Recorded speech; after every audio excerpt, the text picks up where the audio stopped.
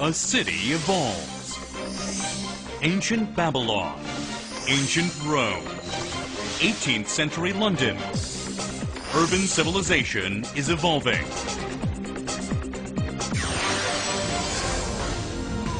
Finally from us today, inside the smart home of the future, which merges a dizzying array of wireless technology to produce something called ubiquitous living. The year is 2017. You're rushed to a hospital unconscious with no ID or medical history, but thanks to a microchip under your skin, it's all there. Science fiction 20 years ago, but a biometric reality today. Well, here I am at the meat counter. This is what the shop likes to call its intelligent freezer. Why do they think it's so clever? Well, all the packets of meat here contain a microchip. This is really what I mean by a transformation of the relationship between user and device. This person is not a user anymore in any real sense of the English word. They are a subject.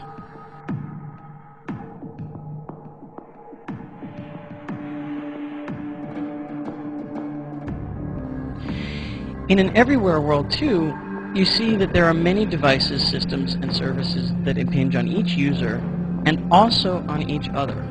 So, just by walking down the street, you could be subject to a personal biometric system. You could be scanned by the gateway of the transit system.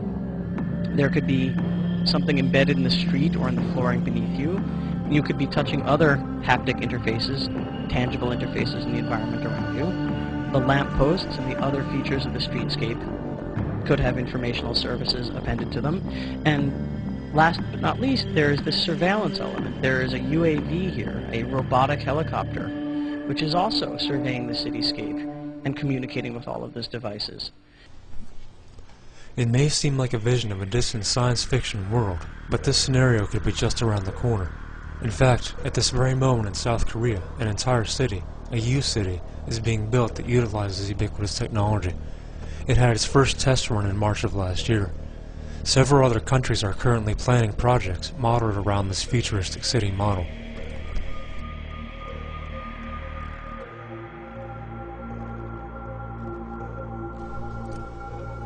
An everywhere world, as Adam Greenfield calls it, is a world in which computers are embedded and merged seamlessly everywhere in the environment. Radio frequency identification tags communicate their position and other information constantly in a vast wireless network. Everyday objects become searchable as if they were part of an interconnected World Wide Web. In this Internet of Things, scientific management and surveillance of people and the environment we inhabit becomes possible, and marketers' ultimate dreams come true. A road diverges in the desert. Nexus. The road you're on, John Anderton, is the one less traveled. Make sure you Good evening. You can move the old-fashioned John Anderton Twilight Styles provides gourmet cuisine. John Anderton, you can use a Guinness right about now. As computer chips become smaller and their processing power increases exponentially, ubiquitous computing has become a practical reality. As reported by Wired News, ubiquitous systems are to be rolled out in New York City in 2009. The Architectural League of New York will commission 5 to 7 teams to develop urban interventions to be installed in and around New York City in spring 2009 that will imagine alternative trajectories for how various mobile, embedded, networks, and distributed forms of media, information and communication systems might inform the architecture of urban space and/or influence our behavior within it. Consumer convenience is a central selling point for ubiquitous computing, particularly smart home applications of this technology. Finally from us today, inside the smart home of the future, which merges a dizzying array of wireless technology to produce something called ubiquitous living, where access to the web is available anywhere, anytime. In Seoul, South Korea, our Jo-hee Cho visited the U-Home. Not too far off in the future, perhaps within several years, your home, your kitchen, your living room, your bathroom will be interactive. A screen in your kitchen will show a list of packages that arrived while you were out. Your refrigerator will recognize what you put in it and keep track of how much of it is left. It will even recommend recipes.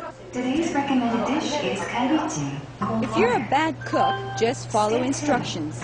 Boiling the red. The dining room table will know you as well. So this is the art of customized user recognition. The table will basically go up and down depending on my height. In the living room, the TV screen is not only a movie theater, but also a tracking system of where family members are. Take the picture frames and Xboxes away. Everything is integrated into this e-table.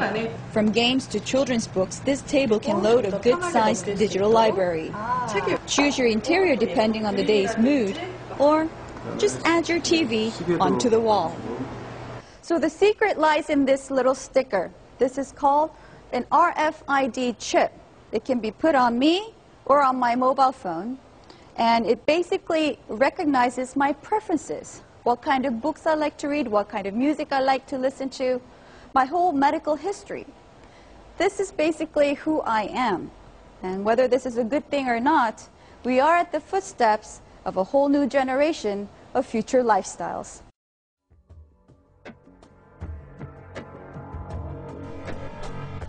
The well-established consumer base for mobile devices was discussed at the March 2008 International Conference on the Internet of Things in Zurich, Switzerland, as serving as a means of acclimating individuals to the presence and use of ubiquitous technology. Possible marketing plans were discussed to introduce self-scanning through the use of mobile devices to scan physical products in a manner similar to Internet shopping. Andreas Scheller, a senior engineer for Motorola, presented information to the Zurich conference. The next step is to internetable physical objects, connecting people with things and even things with things. The Internet of Things will enable connectivity not just between people and their computing devices, but between actual, everyday things. By enabling connectivity for virtually any physical object that can potentially offer a message, the Internet of Things will affect every aspect of life and business in ways that used to be the realm of fantasy, or even beyond fantasy. To ensure a fast adoption rate, it is necessary to start with low-hanging fruit technologies like barcode scanning by camera, which will become a free feature for mobile devices morphing into high-end camera phones. This strategy appears to be already in action in Germany, where an entire shopping mall has been designed to allow for product scanning by cell phone. RFID tags are also being used. This is no ordinary supermarket. It's the Future Store, one of the most high-tech hypermarkets in the world. Here the Germans are busy transforming the way we do our shopping, and one of the biggest innovations of all concerns something as small as a cell phone. The idea is very simple. Most people take their mobiles with them when they go to the shops, so why not make your phone help you with your shopping? That's why the store's developed some free software that will turn your telephone into a mobile shopping assistant. Now I can use the camera on my phone to scan the barcodes of all the things I want to buy. So off we go. Some washing powder, some mineral water, and something for the kids. Now by scanning all the barcodes myself, I'm actually saving myself a lot of time when it comes to paying for all of this. But I haven't finished my shopping yet. Let me show you some more in-store innovations over here. Okay, well here I am at the meat counter. This is what the shop likes to call its intelligent freezer. Why do they think it's so clever? Well, all the packets of meat here contain a microchip. There's one. And that means that when I take this packet out to have for my dinner, the shop knows that one packet has been taken and it knows exactly how many packets are left. And look what you can do with this chip card at the futuristic wine department. You just insert it here, and then you can treat yourself to a little automated wine tasting. Heute bietet Real vorgefertigte Mahlzeiten aus frischen Zutaten an. Überzeugen Sie sich selbst. By the way, this is Roger, the hypermarket's resident robot, who sort of wanders around the place telling people about all the innovations here. Okay, shopping's all done. Now it's time to pay. Now here in the Future Store, there are some more traditional cash tills. You can probably see them behind me there. But because I've already scanned all my shopping into my mobile phone, I don't have to use those. All I have to do is to tell my telephone that I've finished my shopping by pressing one button. It then produces one barcode for all the items in my trolley. Now for the final step. I put the barcode into the barcode reader, like that. It tells me how much I have to pay. And there are lots of different ways of paying. You can pay with cash or credit cards, even using your fingerprint here.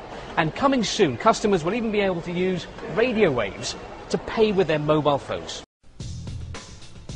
So far, we've seen examples of the consumer layer of ubiquitous computing, which will likely be its most emphasized aspect. On top of this layer sits the incredible surveillance capability of this technology. Video surveillance cameras are an obvious indicator that you are being watched, but the Internet of Things automated surveillance and tracking grid is merged seamlessly and invisibly throughout the entire environment. In the Internet of Things, every object, as well as people who are wearing RFID tagged clothes or are using wireless electronic devices, will be readable by a computer or wireless network. The objects or person's details, exact location, and other information can be obtained electronically by invisible sensors in sidewalks, roads, or doorways. This convergence of the digital and physical worlds opens a doorway to a whole new kind of surveillance that may give rise to what some call a synchronic society. Dr. Kingsley Dennis, a research associate for the Center for Mobilities Research at Lancaster University, describes a synchronic society in this way. The development of increasingly sentient, smart environments will go some way towards creating a more systemic relationship of interconnections and interdependencies between humans, objects, machines, and locality. Here, the emphasis is on an embedded sensory world that will influence and fundamentally alter social practices. Such a cyber-nomadic landscape has been defined by three primary forces of physical-digital fusion: the augmented self and digitally catalyzed masses.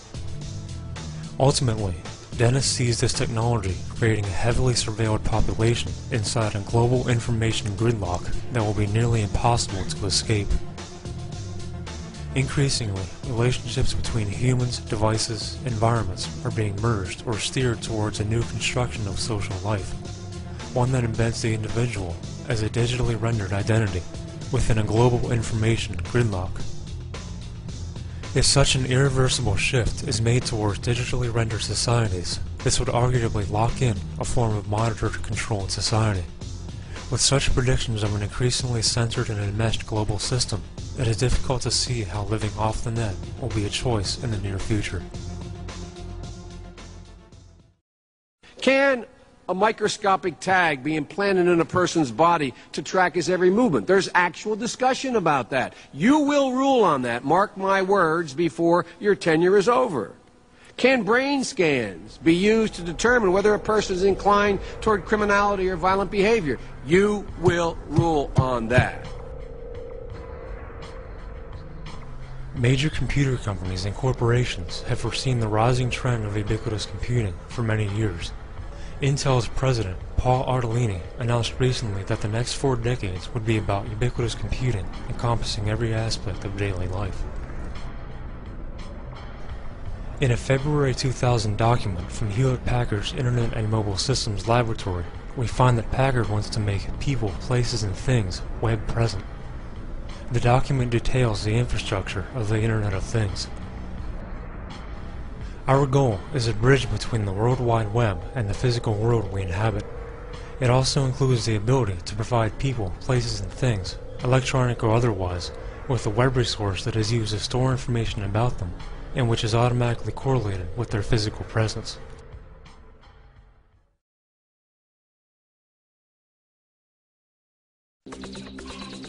A city evolves. Ancient Babylon. Ancient Rome. 18th century London. Urban civilization is evolving.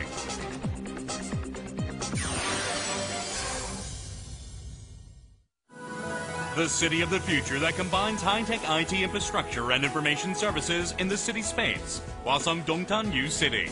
A place where lifestyle of the future becomes a reality. At Hwaseong Dongtan U City, your dreams become a reality.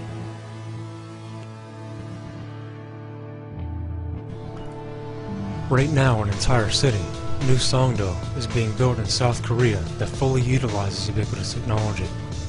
Ubiquitous computing proponents in the United States admit that while a large portion of the technology is being developed in the United States, it is being tested in South Korea where there are less traditional, ethical, and social blockades to prevent its acceptance and use. The New York Times quotes a consultant for the U-City's construction. Much of this technology was developed in U.S. research labs, but there are fewer social and regulatory obstacles to implementing them in Korea. There is an historical expectation of less privacy. Korea is willing to put off the hard questions to take the early lead and set standards.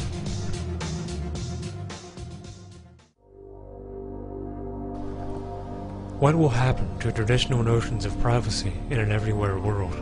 Will it be utopia or a nightmarish panopticon? Could individuals and dissidents be electronically blacklisted and denied access to cashless payment systems and transit systems as if they were a banned webpage in the Internet of Things? It remains to be seen whether the ubiquitous computing infrastructure can be fully realized, but it is a technological trend with vast ramifications that is worth keeping an eye on.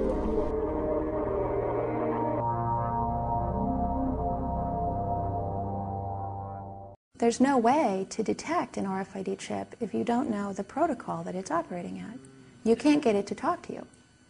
So here's a guy with a laboratory, with all the equipment, with every reader device under the sun, who actually owns Mu chips. He actually says, oh, I've got a ton of Mu chips of my own, but they could program the Mu chip in such a way that it wouldn't talk to me. It wouldn't respond to my reader.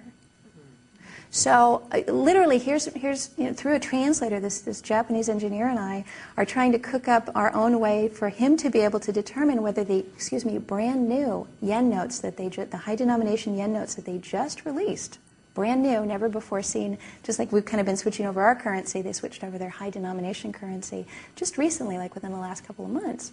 How would you be able to find out if it's in there or not? And what we finally settled on is you would have to get an electron scanning microscope and literally take it apart in order to find it. You'd have to visually see it. You could not do it using laboratory equipment. So now that being said, let me get back to the exploding $20 bill issue. So the question was, would it be possible to put one of these in $20 bills? Well, would it be possible? Absolutely. Would it be wise? Would it be a good investment for the government? Probably not. Not in 20s, maybe in hundreds down the road when it gets cheaper. But I would say probably not a good investment. So most of us in the RFID, sort of the community that follows RFID, were saying it doesn't seem likely to us. But there was still this issue of the eye turning black. And finally what somebody did was they took a stack of paper, just plain white photocopy paper, cut it into the shape of $20 bills, put a stack of that into the microwave, and it turned black at about the same point. And what we realized was it was just the convergence of the heat, because eventually if you put paper in the microwave it will burn. And it was simply, that was where the heat was concentrating. What I found much more interesting about that discussion, though, was not whether or not there's a tag in the $20 bill. But to me, the interesting part was that we'd have to ask the question. The fact that we, in our country, would have so little confidence that our government would tell us whether it was putting tracking devices in cash to remove its anonymity, I think speaks to a much greater issue than whether or not your particular $20 bill is being tracked when it comes out of the ATM machine. And that's really been sort of the crux of my crusade for the last 2 years, is to say, why is it that this technology is out here and so few of us know it exists? And even those of us who know it exists really don't know where it is and have no way of finding out where it is. And even the citizens of the EU, when they go and ask their own government, their own representative elective government whose salaries they pay, are you tagging our currency? The answer they get is, well, we won't discuss that with you.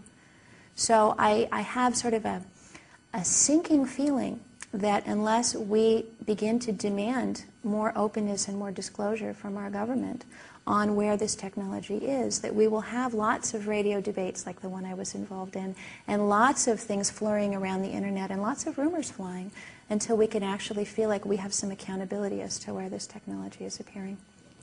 All right. The plan for RFID ultimately is to use it to replace the barcode. Now, the barcode has been around since the 1970s.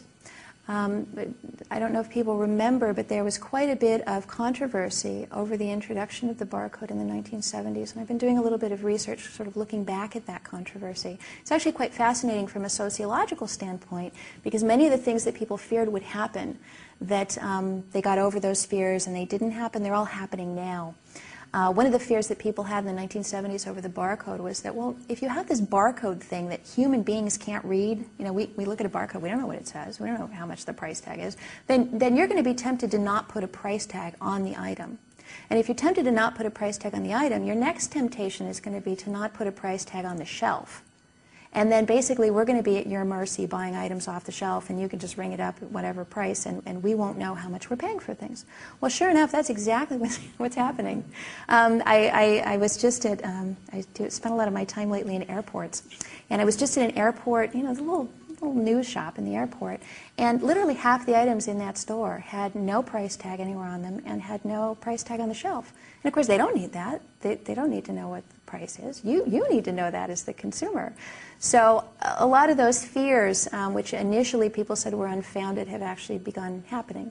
So one of the things that I ask myself is, you know, we were given many assurances, the barcode, we'll always have a price tag on there, don't you worry, you know, we'll put up laws to say that you have to put these price tags on the shelf.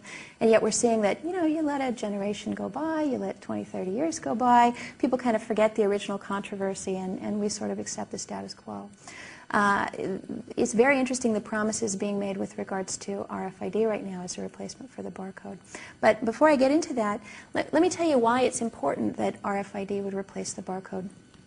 It was introduced in the 1970s, and there was very kind of slow adoption. People were kind of slow in the uptake picking up the barcode until one company came along in the 1980s, in fact 1984 rather prophetically, Walmart, which at that time was the 400-pound gorilla as opposed to the 800-pound gorilla it now is, but it was still a big company. Walmart issued a mandate to its suppliers and said, if you want to sell products to us here at Walmart, from henceforward, from this moment on, you will put a barcode on it, or we'll simply stop carrying your products and we'll buy your competitors' products. And I'm sure they'll be happy to put a barcode on there. And almost single-handedly and almost overnight, Walmart drove the adoption of the barcode, to the point where now, you know, it's hard to find anything that doesn't have a barcode on it. In fact, even patient wristbands now have barcodes on them, and blood samples in hospitals now have barcodes, and you know, little ankle bracelets on babies now have barcodes. So we've really kind of gone way to the extreme of using barcodes on lots of things. Well, since I last addressed this audience in this room, Walmart issued a new mandate, and its new mandate is you will verily use RFID. And if you don't, we won't carry your products. So they did that last summer. They told their 100 top suppliers, these are the companies that buy products in every single one of our homes, of that I'm virtually certain unless you live in a tent. They told those top suppliers that they will begin using RFID on crates and pallets. This is the shipping containers that are lifted up on forklifts. That wooden thing that the forklift lifts is called a pallet. The crates are, sometimes they take saran wrap and they wrap it around all the products. They have to slap an RFID tag onto those crates and pallets as they're being delivered into Walmart warehouses. Now, this is a little different from using it to replace the barcode on individual items. We believe that's coming, and Walmart believes that's coming as well. We'll get to that in a second. But issuing the mandate on crates and pallets had a massive impact on this industry from the last time I was here. The last time I was here, I was concerned because there was a lot of talk about using RFID in a lot of very disturbing ways. This year, there's a lot of action on RFID. And by action, if you go on Google and you type in RFID now, you'll get over 4 million search hits. If you go through the get-rich-quick investment schemes, you will see that people are saying RFID is the greatest thing since sliced bread. Invest in this technology and you'll be rich because everybody's signing up for it. You will see that entire factories and production facilities have been springing up around the world to produce massive numbers of these chips and antenna combinations. You will see that many retailers trying to keep up with Walmart, which is now the biggest retailer not only in the U.S. but on the globe, that retailers such as Albertsons and Best Buy and Target and retailers overseas and in Europe such as Tesco and Metro, which we'll also be talking about, that they are all getting on board with RFID, and many of them have issued their own mandates to their suppliers saying, well, if you want to sell to us, then we also are going to insist on having RFID. So what you have is a whole bunch of sort of middle manager logistics guys whose job it is to move things around backroom warehouses. You have those guys now attending lots of seminars. You have those guys buying lots of equipment. You have those guys signing consulting contracts with companies that can come in and teach them how to use this technology. And you have a massive, enormous investment in RFID happening in that kind of like, I mean, when was the last time you read like a logistics supply side journal? I mean, it's just not something that average people hear about. But if you know anybody who works in retail on the logistics or the executive side and you ask them about RFID, they'll immediately say, oh yeah, oh we're on board with that, oh sure, we're not behind the times, we're up with that, yeah. And you know, I mean, we're talking everybody from book publishers to consumer product goods manufacturers, clothing manufacturers, food manufacturers across the board. So while we, the public, the citizens, the consumer citizens who don't work in supply-side technology, while we kind of blithely think, well, I haven't seen it in my own home yet, maybe it's kind of quietly gone away, multi-millions of dollars of investment are happening behind the scenes. Now, the plan down the road, once we get past the crate and pallet shipping tagging, is to migrate to what's called EPC. And what you see here is an EPC code. Now, let me a lot of acronyms, RFID, EPC. Let me see if I can make this easy. Currently, the barcode is the UPC. It stands for Universal Product Code. The UPC is going to be replaced, if they have their way, with the EPC, which is the Electronic Product Code. Here's a string of it. It starts off with a couple of pieces of information. The first field is just a technical issue that tells you which version of EPC you're looking at. The second field tells you the manufacturer. The third field tells you the product. And then that fourth field towards the end, that serial number, tells you a unique ID number. And it's kind of probably the best way to think about that serial number is like a social security number. There's only one social security number that corresponds to you, and there will only be one serial number corresponding to an individual item. So what this EPC number means is you'll program this, they'll actually program this into the chip. They will affix one of these RFID tags onto everything, and then every individual item as it rolls off an assembly line will be issued its own unique number, different from every other item. So every light bulb, every can of Coke, every pair of shoes, every pair of socks, every pencil, everything will literally have its own unique ID number, trackable at a distance. And that's the other piece. That's what the antenna does. So the chip gives you the unique ID number. The antenna gives you the distance tracking. Now, it's important not to get confused about tracking at a distance. By tracking at a distance, I'm not talking about a satellite in space able to monitor what's in your living room. By tracking at a distance, it's essentially as far away as you can get with that reader device and still get a read. Now, as we saw with the Mute chip, some of them you got to get right up on it in order to read it. Other tags, like the ones that they're using at Walmart in those warehouses, are operating at a frequency and have an antenna size to where they can get about anywhere from 10 to 20 feet away and still be able to read those. And their model is in those warehouses, they have reader devices on either side of the loading dock going into the warehouse. And as the item comes through on a forklift, those reader devices send out their pulse of energy, get back the signal, and they can make an automatic note to the inventory control that that thing has gone in. What that also means with that read range is that if you all had RFID devices or RFID tags in your clothing and in the things in your purses and wallets and shoes and backpacks, someone could simply mill through the crowd with a reader device, one of those little handheld devices maybe in a backpack, and pick up all of those unique numbers. All right. So the unique serial number is crucial. The reading at a distance is crucial. Probably the maximum distance that I've heard of being able to read an RFID tag legally is maybe 30 feet. I've seen some applications where you could get 60 feet, but realistically you're probably talking 10 to 20 feet on those tags, and some of them more like 5 feet. If I put a reader device in a doorway, though, that's about, I don't need 20 feet to read you as you walk through a doorway. I can just do an electronic frisk with a reader device on either side of the door.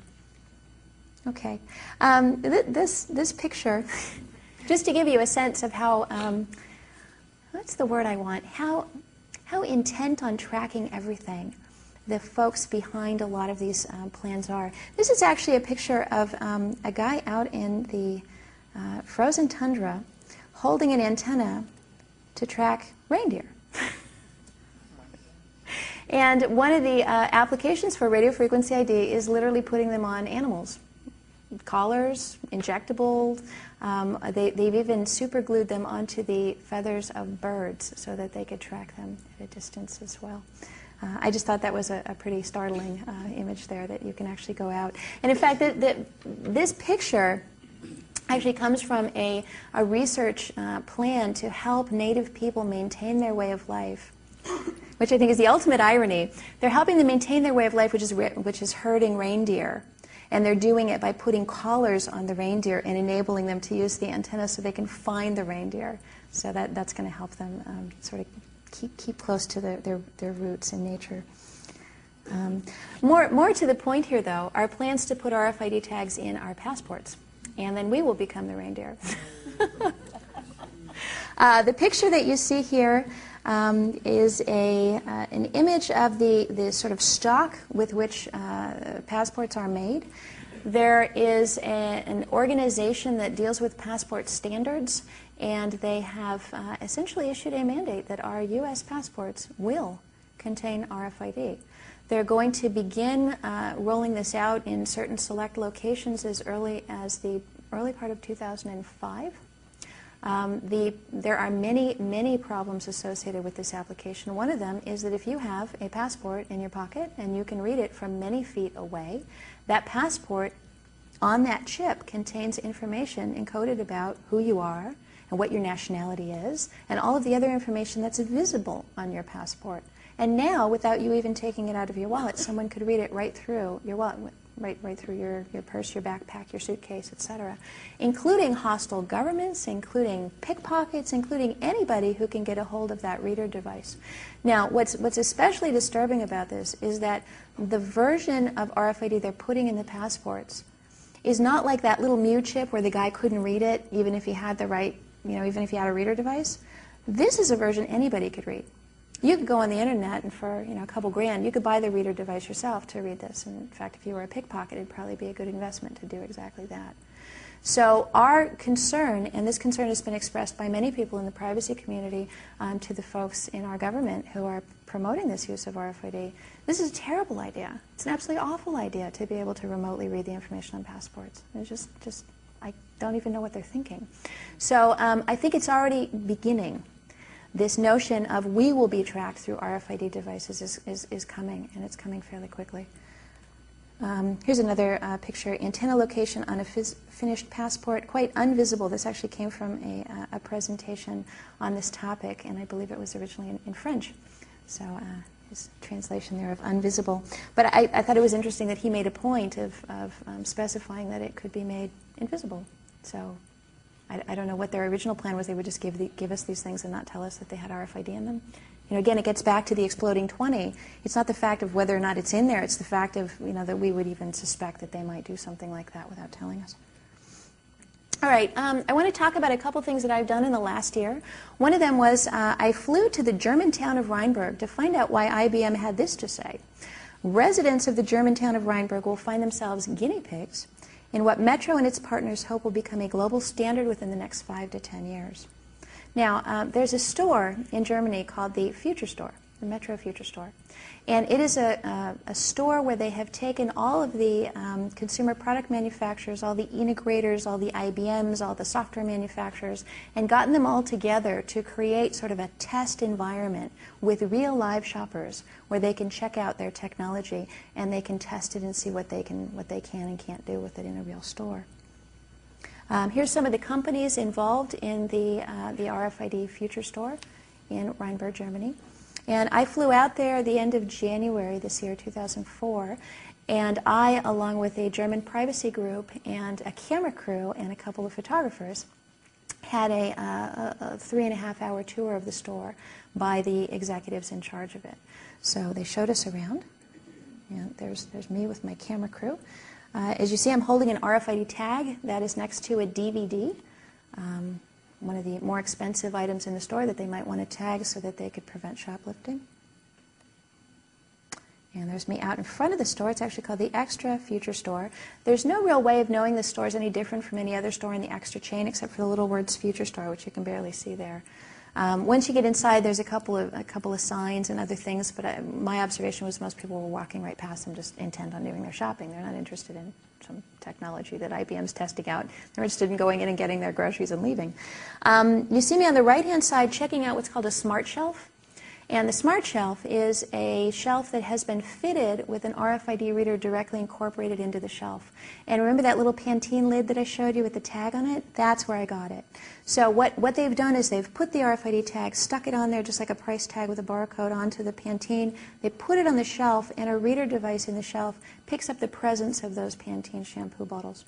Now their idea here is what they call real-time inventory. So as it gets down to the last, say, 2 bottles, it would send out a little alert to the back room, which would tell the stock boy to come out and put some more Pantene shampoo on the shelf. That's the main reason why they want what's called item level tagging. That means putting it on the individual item. We have many reasons not to want that as consumers. Probably the most important of which is that if we leave the store with those tags on there, then we can be item level tagged, and the doorway can read us and know what's in our pocket. Shampoo, I don't usually carry around a bottle of shampoo with me, but I do carry around lots of other things with me that could be item level tagged.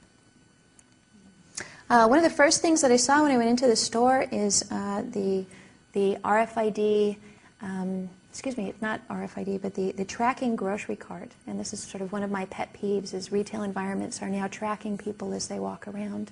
We'll be talking a little bit more about that later on. And when I got to the back of the room, the back of the store, they had this RFID reader kiosk.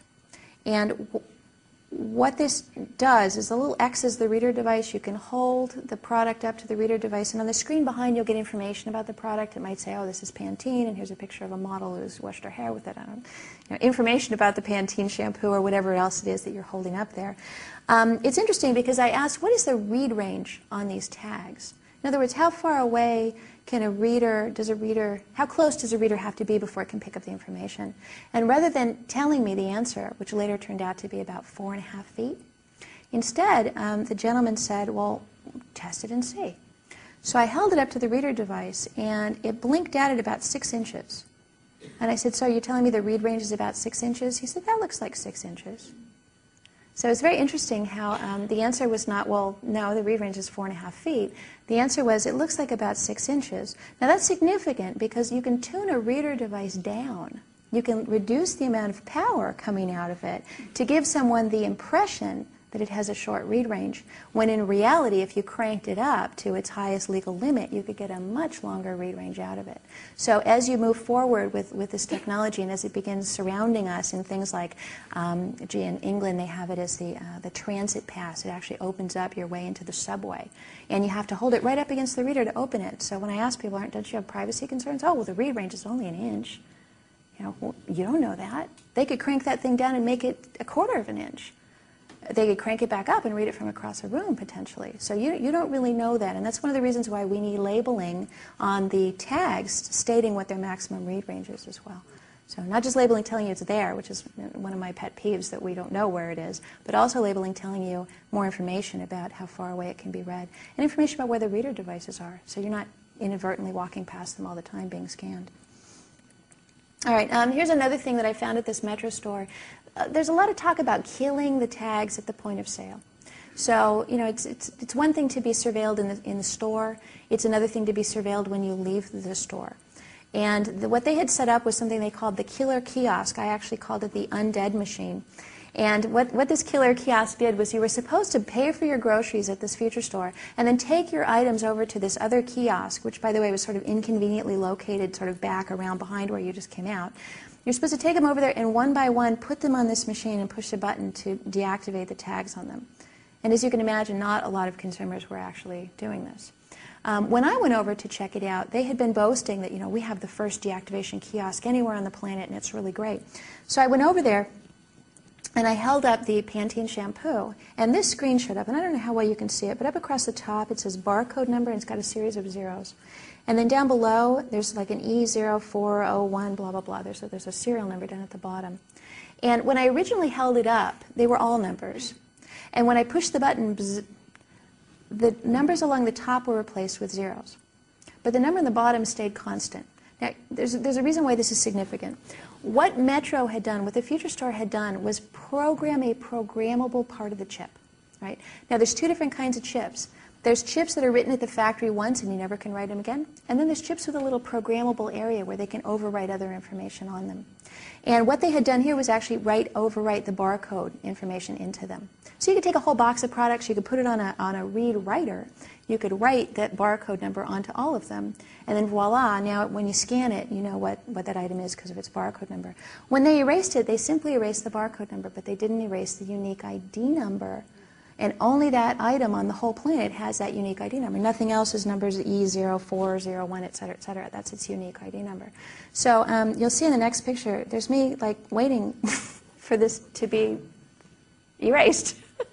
They said, wait, it's going to deactivate. And I'm standing there, and as you can see, sort of puzzled, like, okay, well, so, like, yeah. And the look on their faces, I put this slide in here because I love the classic look on their faces, which is we don't get what the problem is. And we had this total miscommunication. It wasn't a language barrier. They spoke great English. But we had this total moment where you could tell the difference between supply-side guys and privacy people. And it was a complete disconnect. They were like, well, we've deleted the barcode number. I said, well, I don't care about the barcode number. I care about that unique ID number because that's the Social Security number. That's the serial number. That's the thing you're going to use to identify this back with me. And they just didn't get it. So it was an interesting moment. Now, this picture. Remember I told you if you put them in the microwave, they burn? They really do burn. This is an RFID tag. This is a fairly good size. It's about this big. And this is after like 3 seconds in the microwave. This is not 20 minutes. This is literally 3 seconds. I put it in and I hit 5 seconds, and long before I got there, it was like in flames.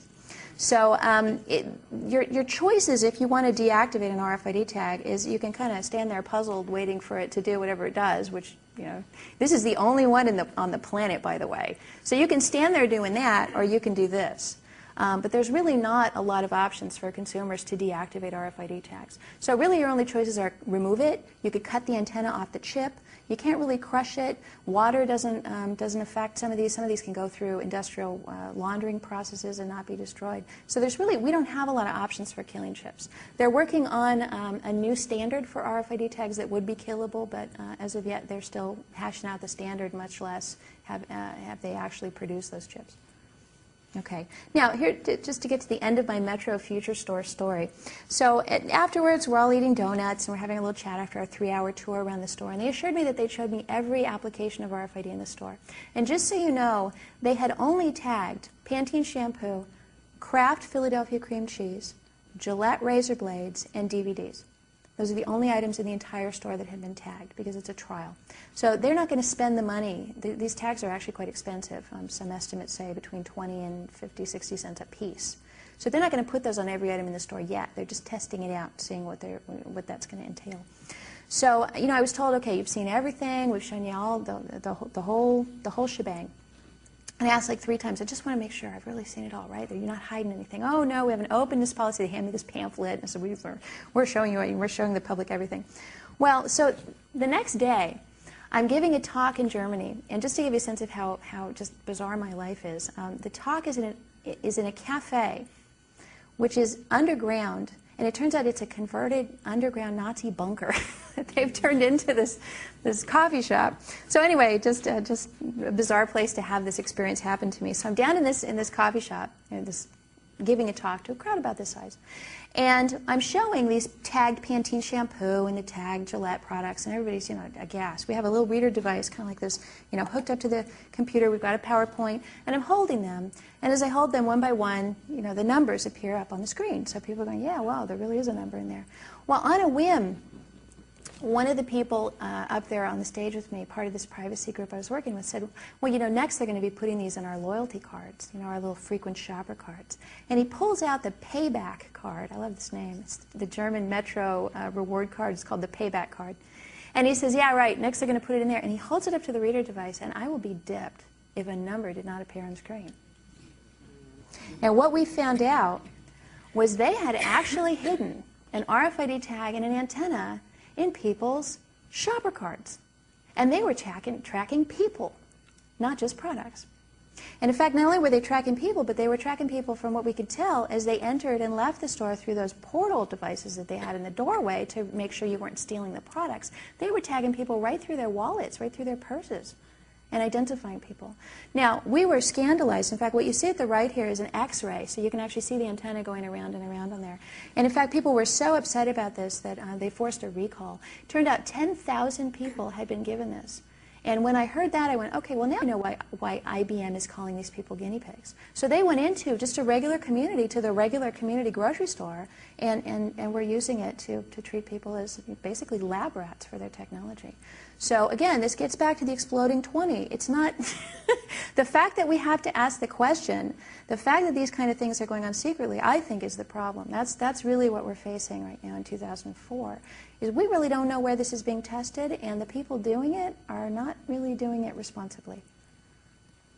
All right. Now, Texas Instruments, remember you saw the whole tray of all the different tags they have? Texas Instruments is openly promoting this use of RFID.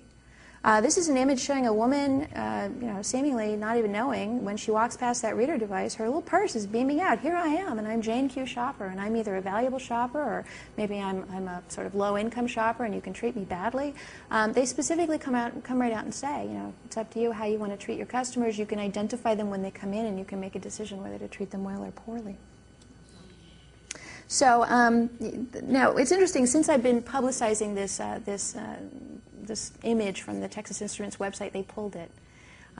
They've removed this page. There are a number of companies that are actively promoting this, and we have really no way of knowing whether they're in our loyalty cards right now, our frequent shopper cards. Of course, I wouldn't be caught dead using one, but that's a different issue.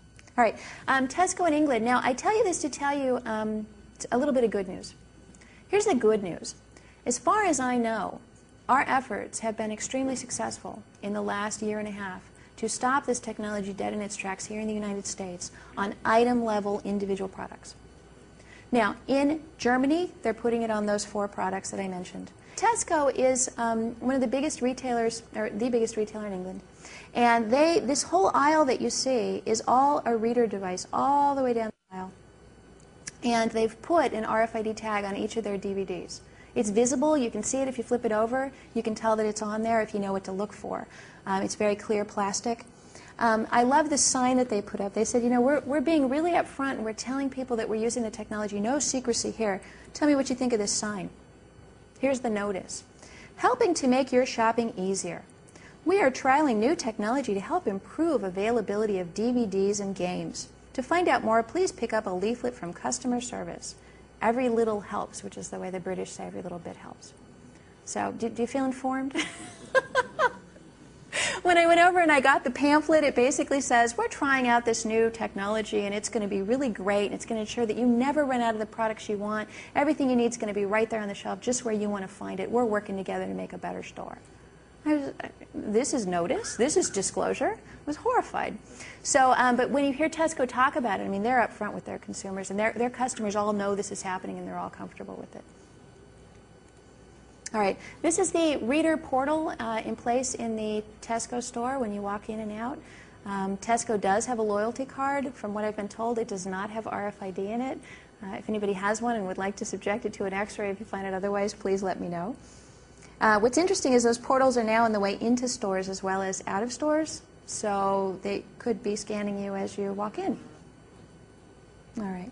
So that was one of my adventures this last year, was checking out the Metro store and uncovering that scandal and causing a lot of front-page news and full hour-long TV specials and everything else on the horrible scandal of RFID in Germany. So it gave them a big black eye in that store.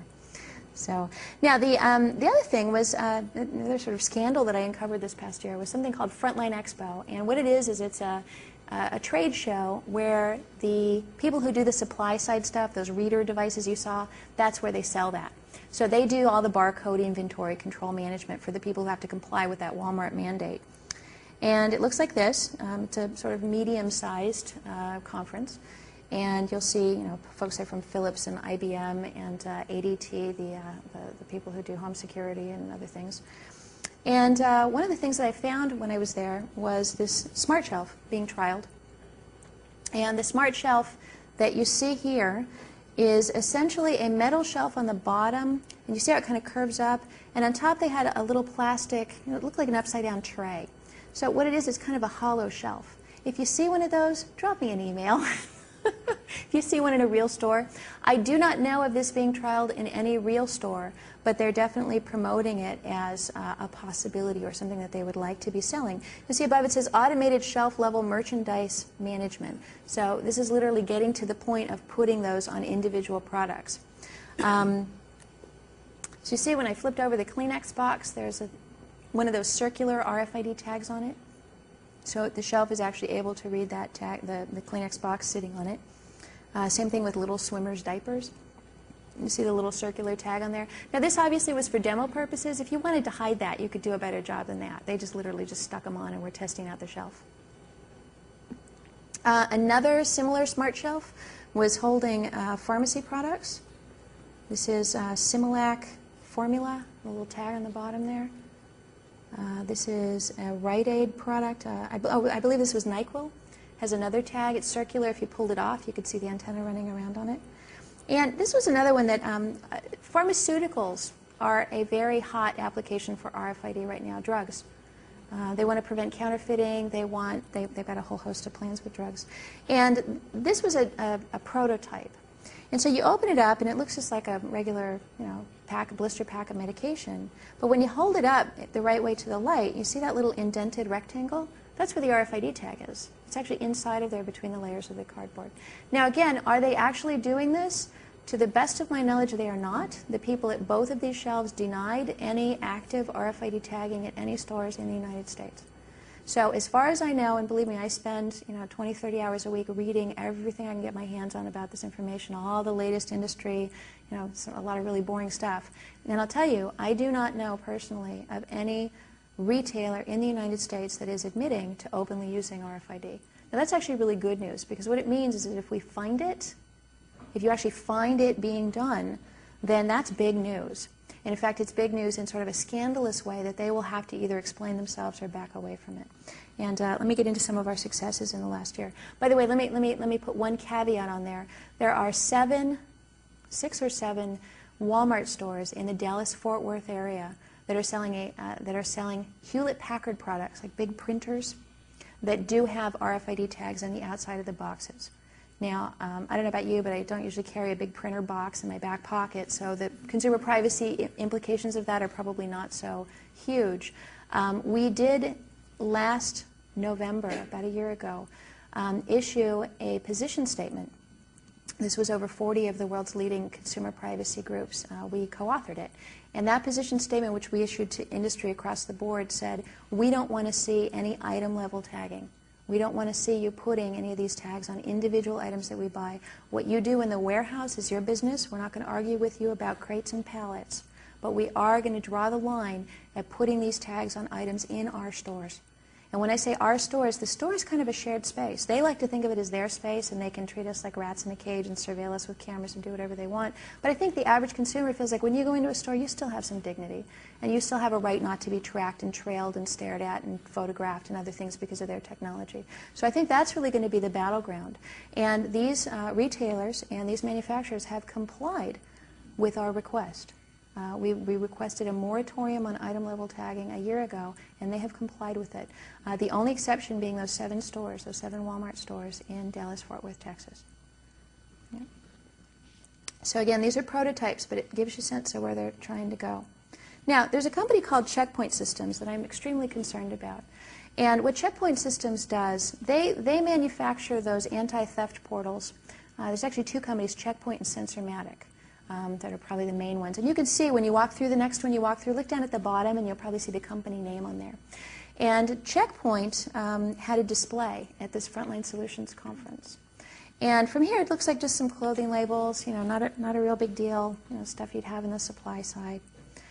And you've got Abercrombie & Fitch, Carter's, Calvin Klein, and that black one up at the top says Old Navy. And then I saw this one. This is a Champion Athletic Works product. It's made by Sara Lee. You know, the same people who make pie also own Champion. And it has a little sewn-in tag that actually says RFID. Well, when you look inside of it, kind of hard to see here, but yeah, in fact, you can't really see. What it has is a black circle and lots of circuitry running out of it that's kind of been sewn into it, sort of on that top portion. I'm sorry, it's not showing up very well there. This is actually a remote trackable RFID tag, sewn directly into a garment, incorporated into a fabric label and sewn into a garment. Are they selling these? They deny it. The Department of Homeland Security wants to cut down on the chances that potential terrorists and illegal immigrants can get their hands on government IDs. Today, Homeland Security Chief Michael Chertoff unveiled plans for new, more secure driver's licenses. It would require some cooperation now between state and federal officials. NBC's Pete Williams is in Washington. All right, let's talk about what these real IDs are and what makes them any different than what we already have. The difference is that there'll be a lot more checking by the state before they hand that driver's license over to you. Right now, you sort of walk in, the state does a minimal amount of checking, but the Department of Homeland Security wants states to make those things much more carefully checked to make sure that you are who you say you are. So when you go in to renew your license, you're going to have to bring proof of who you are, proof of your residency.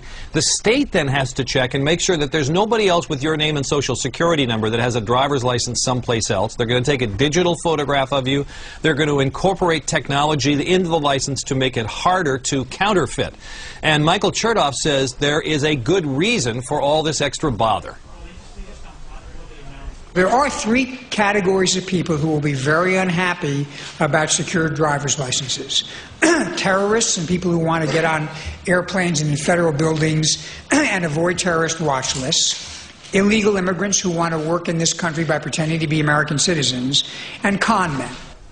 Now, the states, when this was originally proposed, said this is going to be terribly expensive because they're going to have to, if you walk in with your passport or your birth certificate, they're going to have to verify that that's accurate. It's going to take a while. It's going to do some checking. They have to save images of these documents, for example. And they said it would cost something like $14 to $16 billion. Well, now the department has vastly scaled this back and hoping to get the states more on board with this.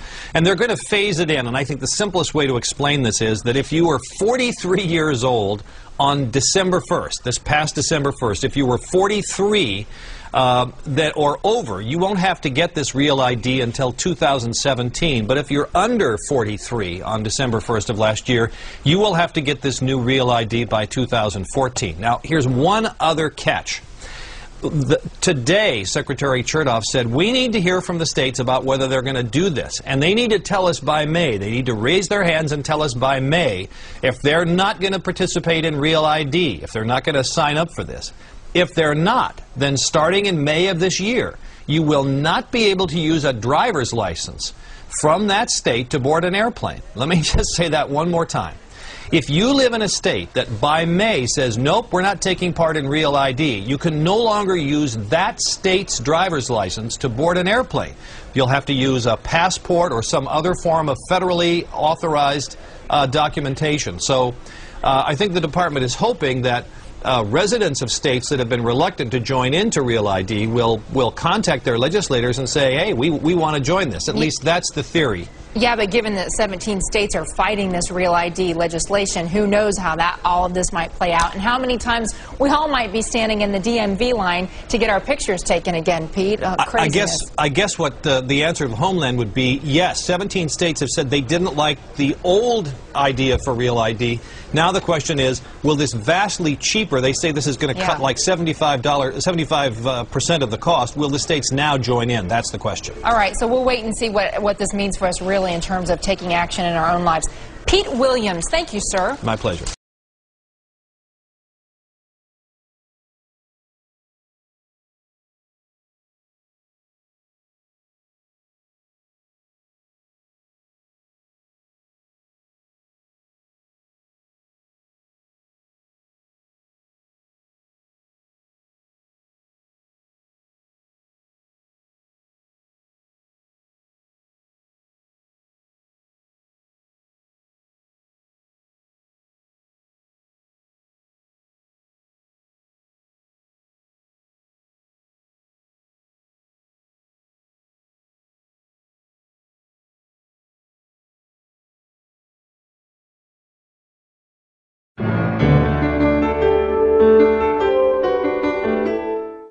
Hi, I'm Katie Couric. Welcome to Eye to Eye. The Bush administration and several states are at odds over new rules to make U.S. driver's licenses more secure. Our correspondent Bob Orr spoke with Homeland Security Secretary Michael Chertoff about the importance of the Real ID Act. Right now, as every college kid knows, one of the easiest things in the world to fabricate is a driver's license. It's also the case now that in a number of states, an illegal alien can get a driver's license because they don't actually seek or validate your proof of legitimate residence in the country. So there's a huge vulnerability that's created, one we saw on 9/11 in terms of people evading a watch list. Also the fact that driver's licenses that are insecure actually facilitate illegal immigration and various kinds of fraud. Nailing this problem down and getting secure identification is going to address all three of those things. It's going to prevent terrorists from getting by our watch lists. It's going to prevent illegal immigrants or illegal migrants from masquerading as American citizens. And it's going to remove one of the tools that con artists use to steal identity. Privacy people have complained that this is an invasion of privacy in some way. States have complained that it's too expensive. I mean, from where you sit, isn't this a no-brainer? Well, it is a no-brainer. We have addressed the state concerns with costs by making some changes to the business model and by extending the deadline in a way that will cut costs by about 3/4. So I think we've dealt with that issue. As far as privacy is concerned, look, it's very simple to me. There is no privacy interest that anyone has ever demonstrated to me in allowing people to pretend to be somebody else or in allowing people to lie about their identity or to falsify their identification documents. We are better off from a privacy standpoint if we can be confident that our identities are not going to be stolen, if we can be confident that the identification document presented to us is a valid document. And I think that the measures we take here are going to make privacy stronger rather than weaker. I know that your argument in some cases has been with the states that have been resistant, but in effect, haven't you put people on notice today that if their state opts out, they're in for a potentially unpleasant experience in May? Well, it's not me putting people on notice, it's Congress. Congress was very clear that if a state has not at least begun the process of implementing this by May 2008, then the driver's license from that state will no longer be accepted for federal identification purposes. And that's going to be inconvenient for people from that state. Now, many of them may use other IDs. They may use their passport or a federal pass card or some other document. But for those who want to use their driver's license to get on airplanes, they're going to have an incentive to make sure their state at least begins the process of working with us to meet this congressional mandate. That's a pretty heavy hammer to have over the states, because I think you said in your press conference that you would expect some upheaval from people. I think it's not just because of the requirement that you have this kind of ID to get on an airplane. I think when people really understand what we're doing, which includes, among other things, ensuring that when people give out licenses, they have validated the fact that you are properly in the country. I think they're going to look at this as another element of this question of licenses for illegal immigrants. They're going to say, why should my state allow illegal immigrants to pretend to be Americans and get driver's licenses? Why shouldn't we take advantage of the federal government's offer to help us police our own driver's licenses? So I think there's going to be a groundswell of support for this, because I think the public gets it.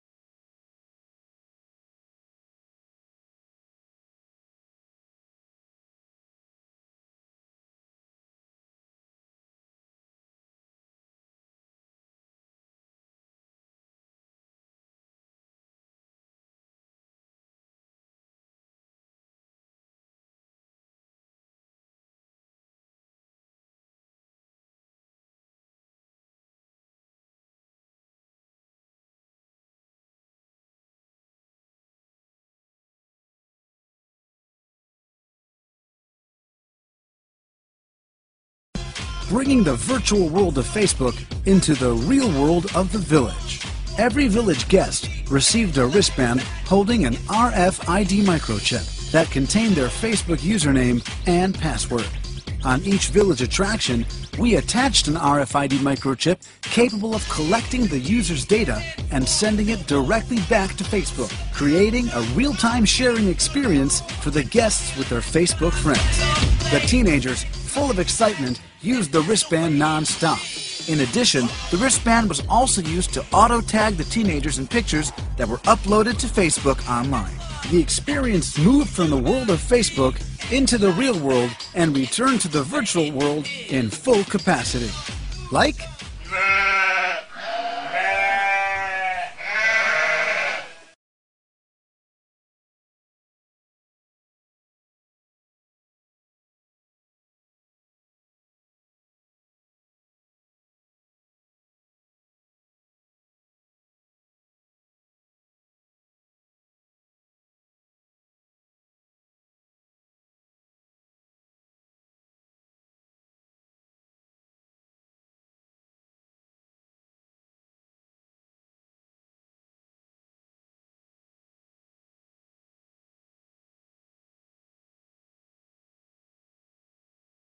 In other news tonight, a new high-tech way to keep track of students is being used right here in the Bay Area. Now, the technology is expected to lessen the teacher's responsibility and hopefully increase students' learning. KTVU's Ken Pritchett is live now in Richmond with more on how this system works. Ken? Well, the children wear this tracking device on their clothing, and it will alert if a child leaves campus. But the county says one major benefit of this technology is for teachers because it will allow them more time to teach. It is nap time at George Miller Children's School, a brief moment in the day when children can relax, a rare luxury for teachers such as Simone Buford. Checking papers all day long, checking papers, checking papers, checking papers. When a child arrives, a teacher must write it down. Every time a child eats, a teacher must write it down. But embedded in what looks like a tiny basketball jersey is technology that may change that. So now, when we feed the children lunch, we just have to push a button, and it's done. So we don't have to check the paper, check the paper, check the paper.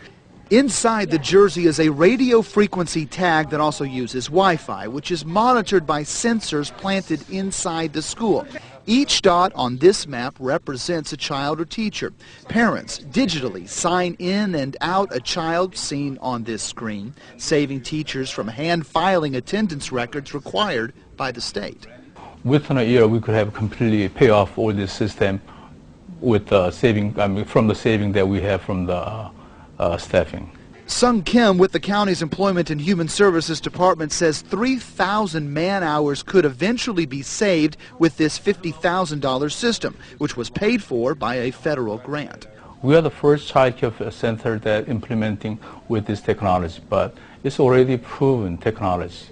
In the end, the tracking tags are a security feature and something akin to an inventory system that frees teachers for more important things. Spend more time with the children. Spend more time with the children.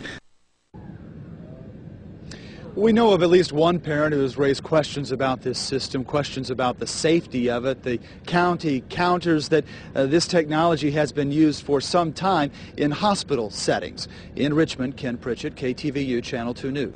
A new school year and a new piece of technology that has some students worried. The new Canaan, Connecticut School District could soon be trying out electronic tracking technology on students and school property. Students would carry ID cards with radio frequency strips.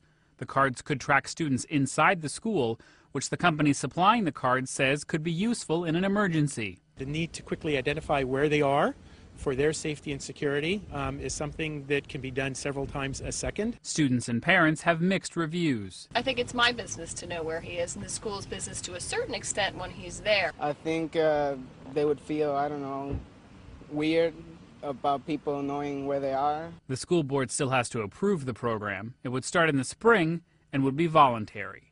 Noel Waghorn, The Associated Press.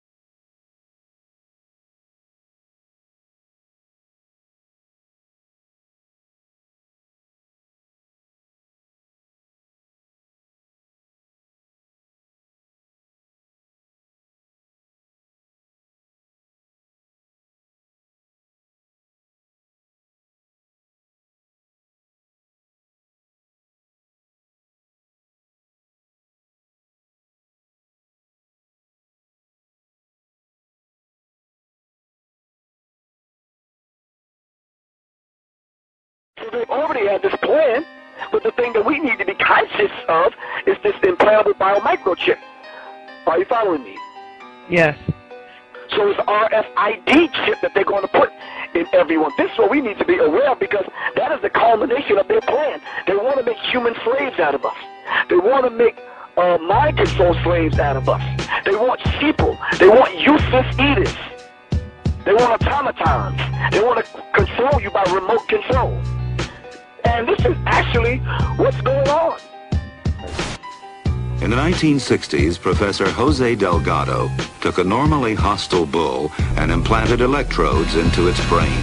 Electrodes that could be activated by a radio transmitter. His objective was to see if stimulation of the bull's midbrain could short-circuit the rage signals, stopping the bull before it reached the matador. After the bull had recovered from the implantation and in mid-charge, the button was pressed. The bull's aggression ceased instantly. This is your brain. This is your brain on a microchip. Scientists say they'll now be focusing on linking the microchip with the human brain to see how well it can control artificial limbs and restore brain function. University officials say this is the only Canadian city that'll be working with such technology. Crystal Demansing, CBC News, Calgary. A clearer experiment was performed with cats. In this classic example, the hypothalamus, the rhythm maker, was implanted with electrodes. Could it be responsible not just for rhythms, but also for rage? The switch is turned.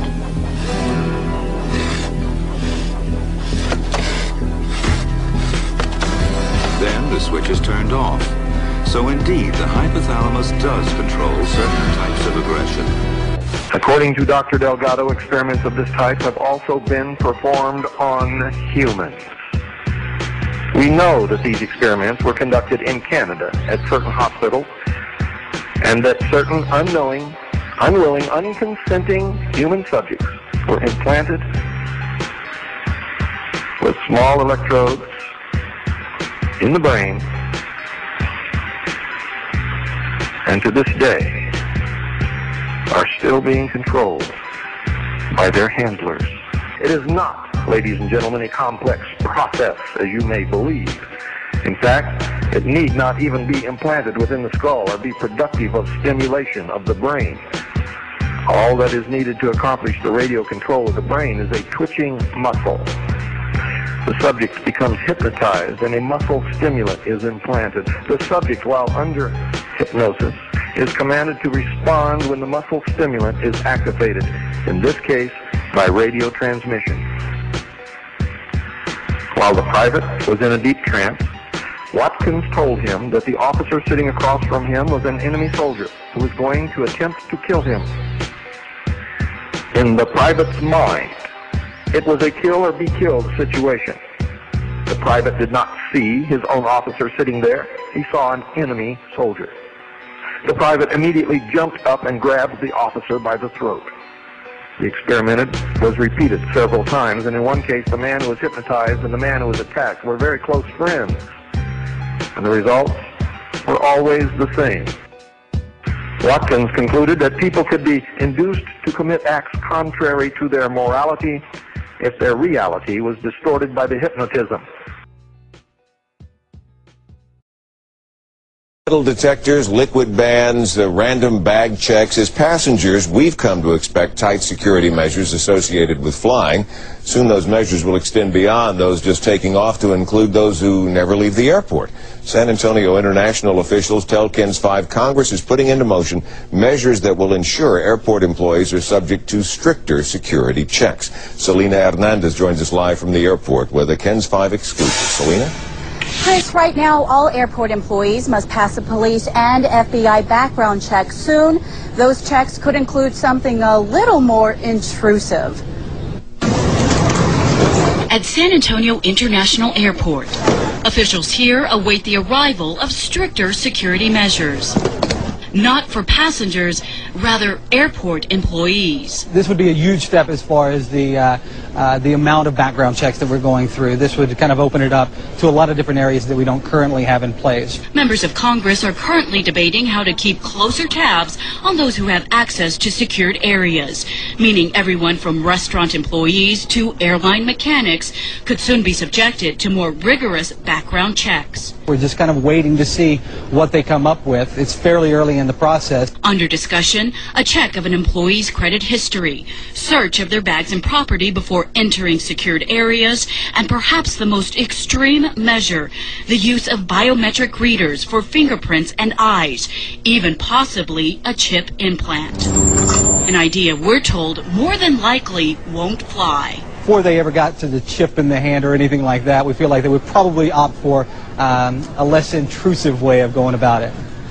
Again, those measures are still under congressional discussion. We're live at the airport. Selena Hernandez, KENS 5 Eyewitness News.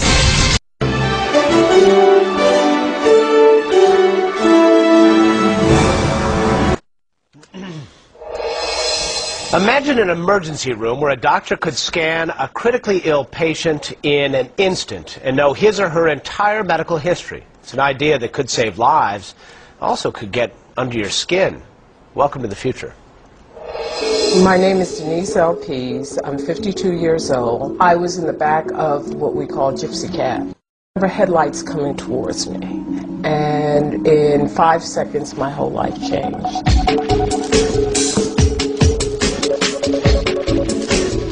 Before my accident, I traveled, I shopped, I had a glorious life. I don't travel as much as I used to. I'm pretty much homebound. This is my pouch. This is my little lifeline. In case I have a seizure, everything I need is in here. The problem is there needs to be something more than this, because not everyone would know to look inside of this packet for my information. What would help me is if there was some way that wherever I went in the world, that whatever medical facility I went to, a doctor could access my medical records and know how to treat me in case of a crisis. Like 2 million other Americans, Denise is an epileptic. When a seizure strikes suddenly, the doctors in the ER need answers, and fast. Now imagine a device that could tell them all they need to know about any medical condition you have in a matter of minutes, at any hospital, anywhere in the world. Sound far-fetched? It's closer than you think.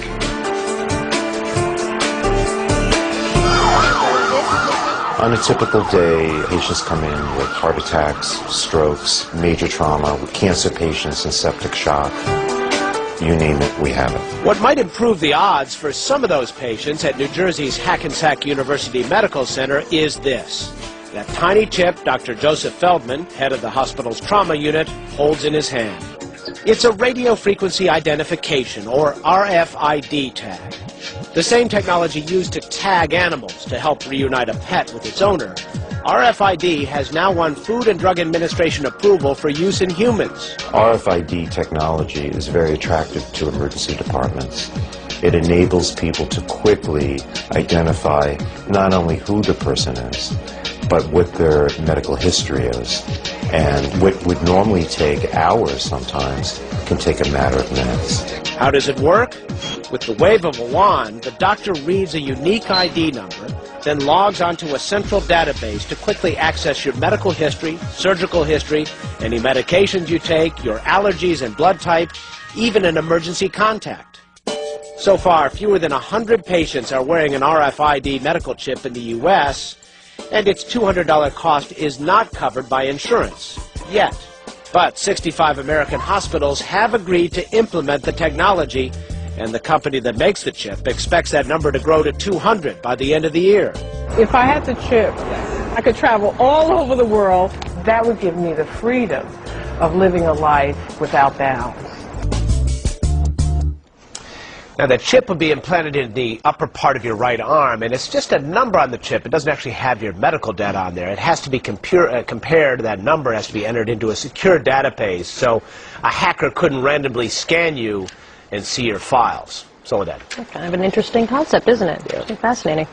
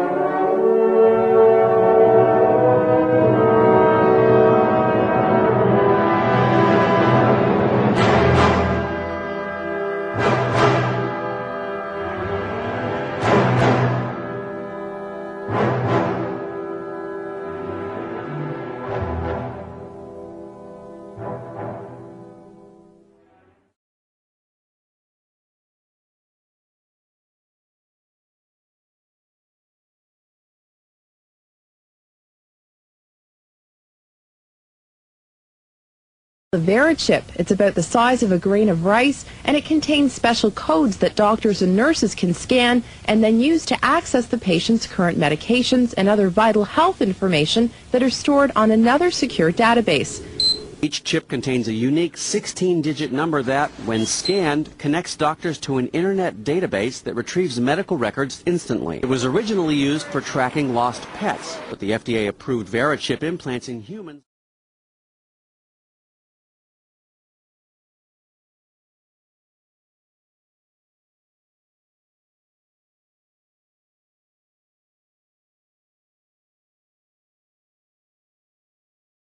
You hear the sound of the background, people saying, Big Brother, too much information, a little scary. How do you respond to that? Well, you know, it's interesting. I used to get that question a lot 2 years ago. Today, we've gotten it a lot less. In fact, the Attorney General of Mexico and some of his staff have received this chip for security purposes. And when the acceptance rate of the product goes up significantly like it has, some of the privacy concerns go down. But to answer your question directly, Lester, what most people are concerned with is the invasiveness of this, that it goes in your body. And as we know with pacemakers and other medical devices, that when people accept it for its applications and for its ability is when it'll work its way into society. It won't be tomorrow, it won't be next week, but 2, 3, 5 years from now, slowly but surely it'll work its way into the mainstream.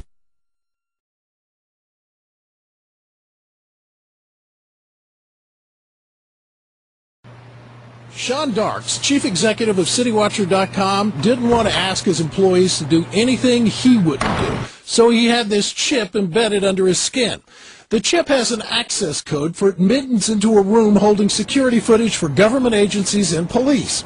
For Darks, the tiny chip is a security solution. No IDs for employees to lose. They can't. It's right there in their arm.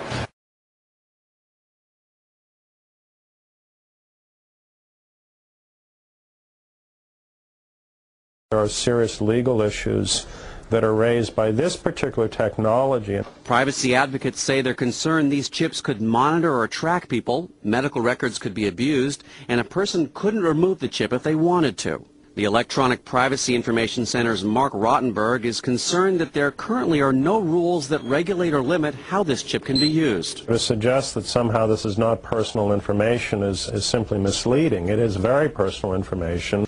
And less secure. The chips themselves don't contain any personal information, but they do contain a key to information. Unencrypted information that Jonathan Westhughes, a software developer in Canada, says he found relatively easy to copy, meaning he could become Sean Darks in the eyes of a machine if he wanted to. Well, they talked about, for example, electrical hazards. This thing is by no means inert. The way it works is it actually picks up and amplifies ambient electromagnetic energy from the reader devices. And if you have one of these things in your arm and you get within range of a powerful electromagnetic field, it can actually burn you.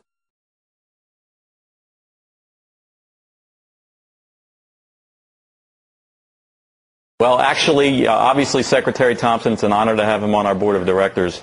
And as he stated all along, when the infrastructure is in place, he will get a chip. That could be 2050. Now, let me finish. We now have over 60 hospitals that have agreed to implement the system, so that time is nearing. Only 2 now, right? And I spoke with Secretary Thompson yesterday, and we believe it's in the very near future that he will get a chip and then appear on your show today. You have a chip implanted. Is it underneath your right arm? It's in the right arm. You power up a scanner, and you simply scan the arm.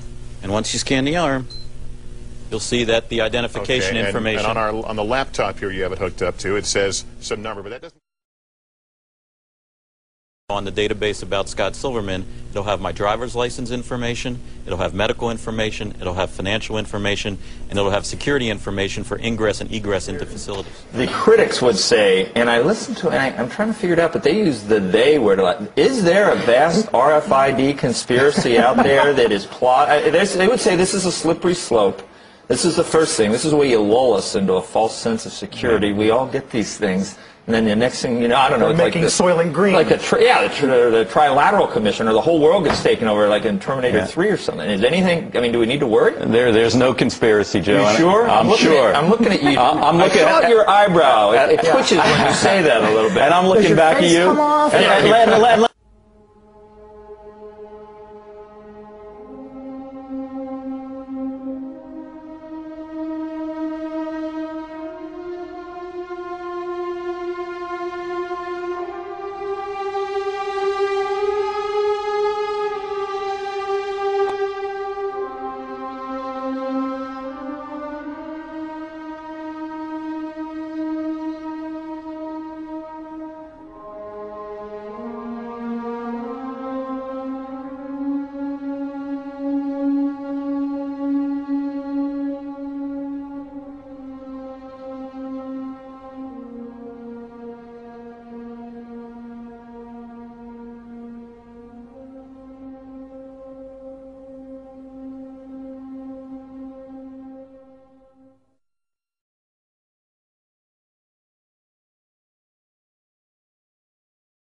I almost got arrested 2 days ago at the Federal Reserve for standing outside on the sidewalk. We're talking about the Constitution.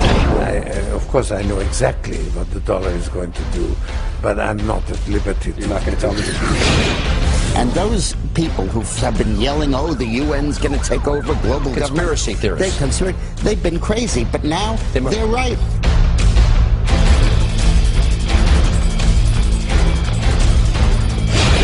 Lately, I have been coming to this camera to disclose to you over the last 12 months, you know, there's some stuff that I've had to tell you guys that even I, who look at this stuff every day, all day long, this is all I do, I have come to you and said, wow, guys, I can't believe they did this, or I can't believe this happened.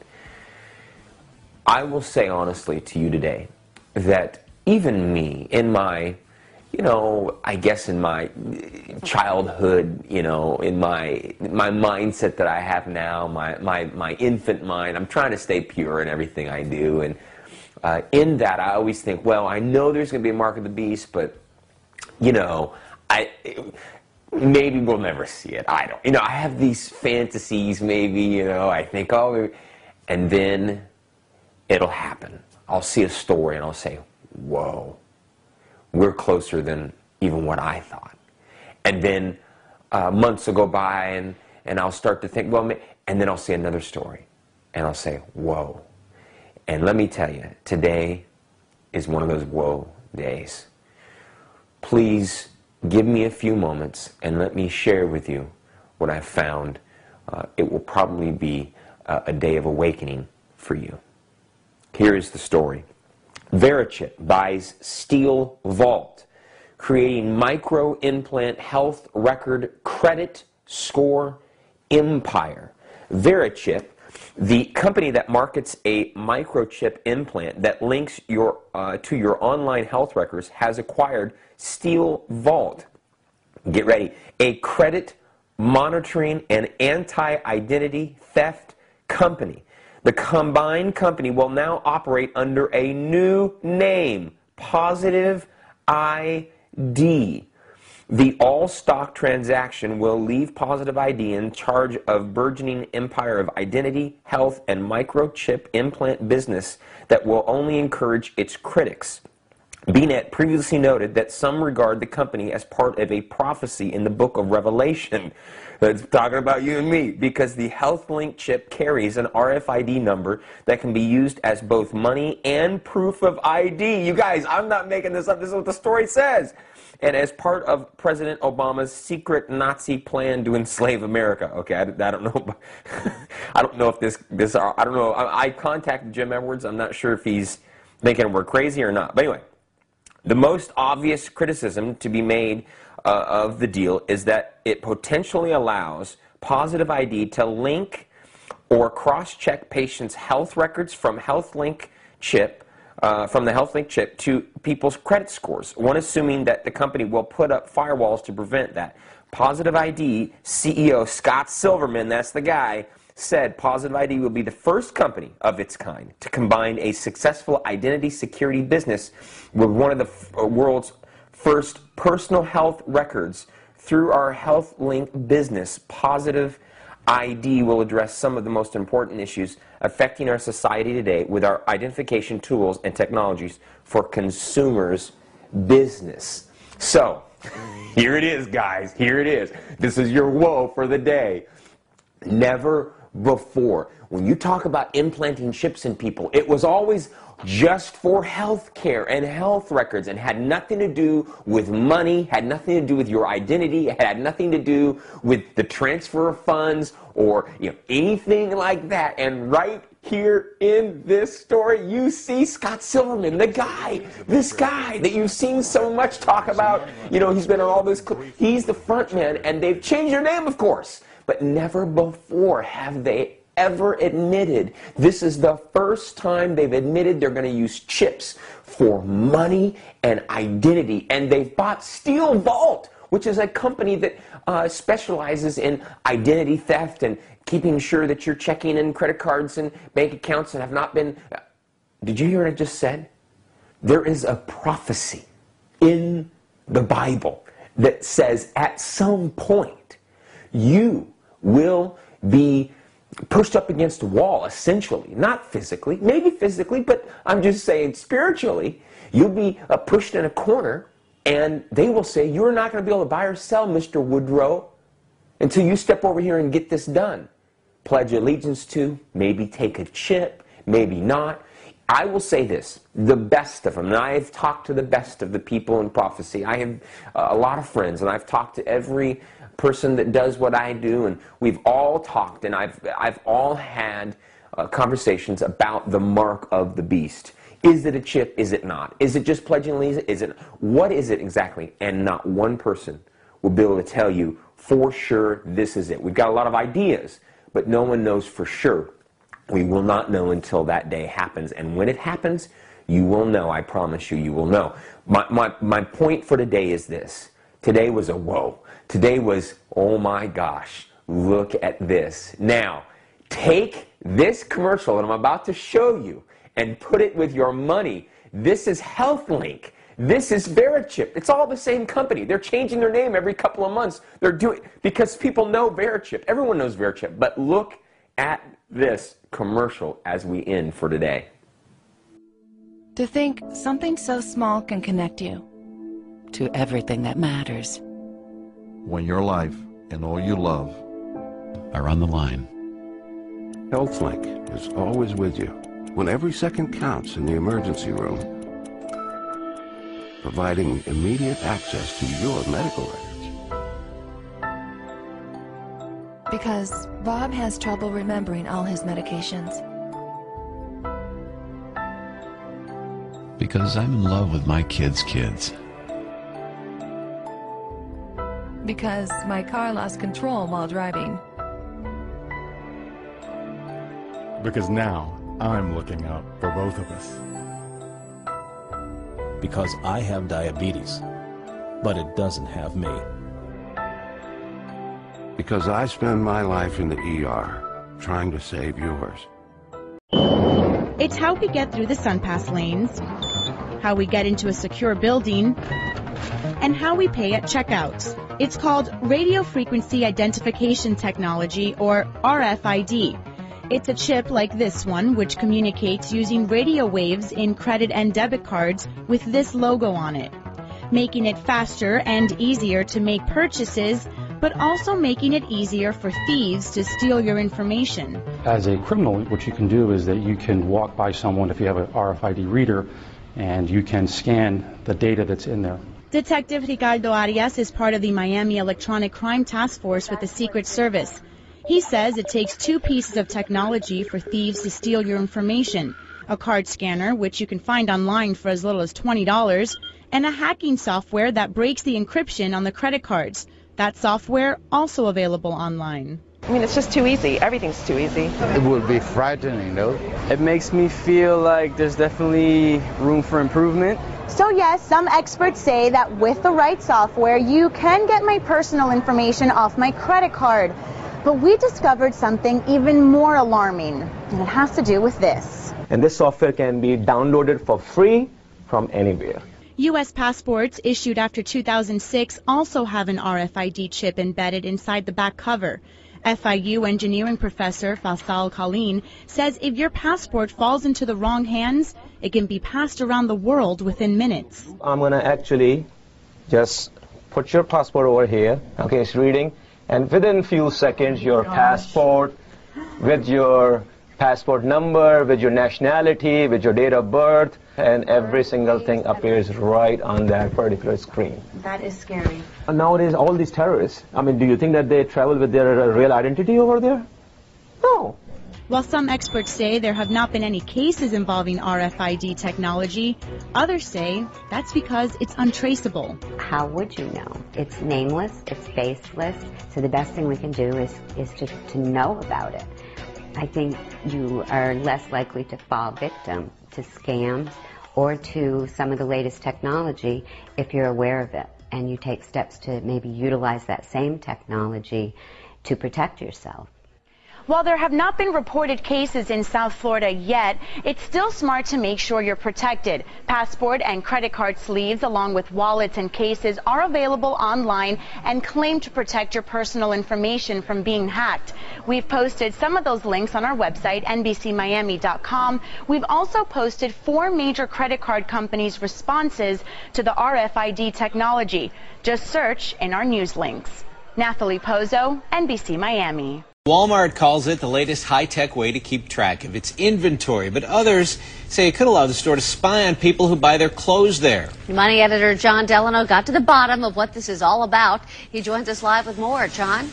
Well, Christine, this is a case where there's a bit of truth in both what Walmart says and those who have raised concerns. After reports first surfaced that Walmart was putting an electronic chip in some of its clothing items, the company moved quickly today to allay concerns that they were spying on anybody.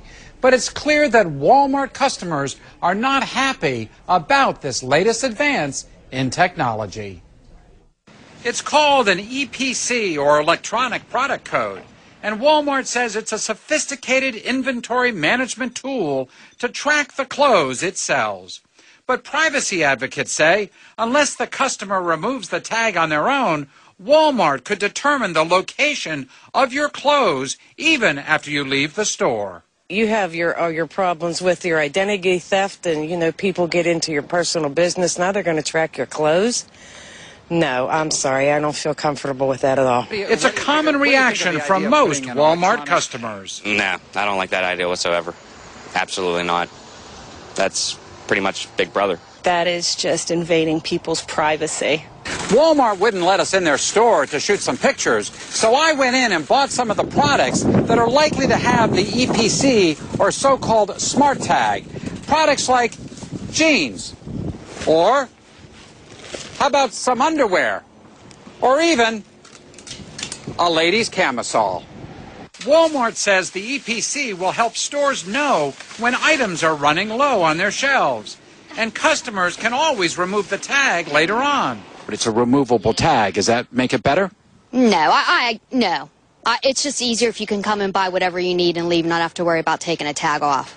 Ben Peters buys jeans at Walmart, and he says he has no problem with the smart tag up to a point. I don't know if they want to track me.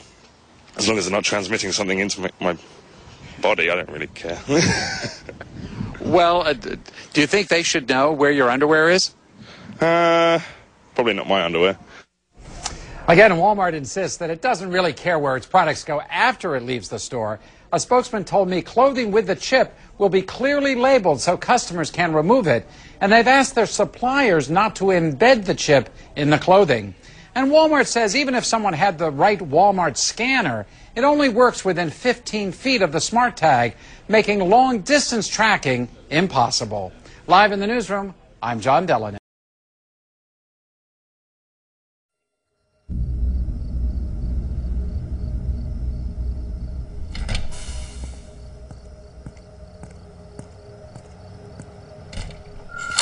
Signal sent, Mr. Sharp. Have a pleasant evening.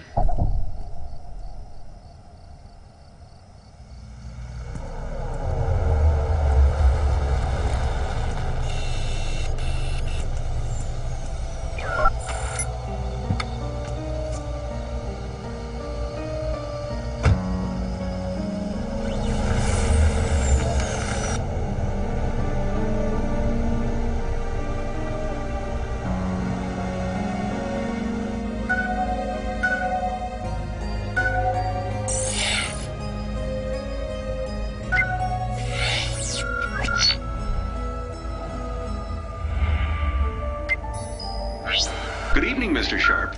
What is your desired destination? Server, take me home. I took the liberty of checking the grocery items in your home. Yeah? You're running out of milk and bananas. And your vehicle needs fuel.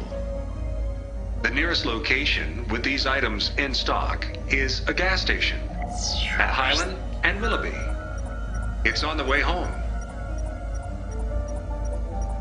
I just want to get home and watch real-life car crashes. I could always record real-life car crashes, part 2. I'm really tired. It would be better to do it now, rather than later. Fine. Take me to the gas station.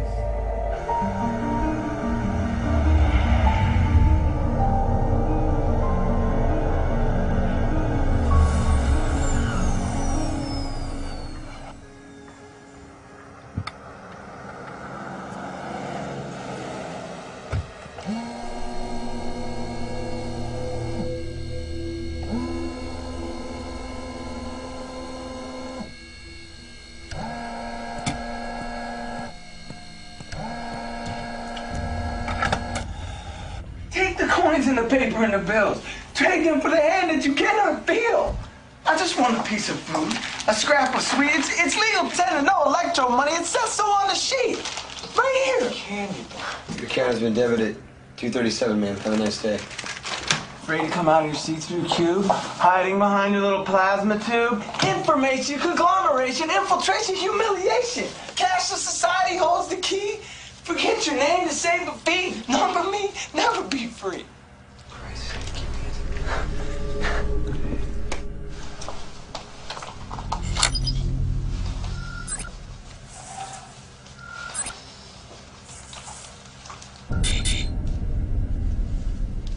Sorry, sir. You can't purchase that item. Wouldn't be the smart decision. What are you talking about? Doesn't fit your physician's dietary restrictions. I think it'd be better if you purchased something else. Yeah, I know, but it's like I said, buy, store, control no more. Fuck your doctor, man. Live life. Hey, that's just the man trying to bring you down, brother. All right, I see, you see, he see, me see. And you make your see. Suitable substitute would be the Smart Bar. It has all the daily vitamin requirements for a man of your age. It tastes great. Well, I just wanted to... Smart Bar, sir.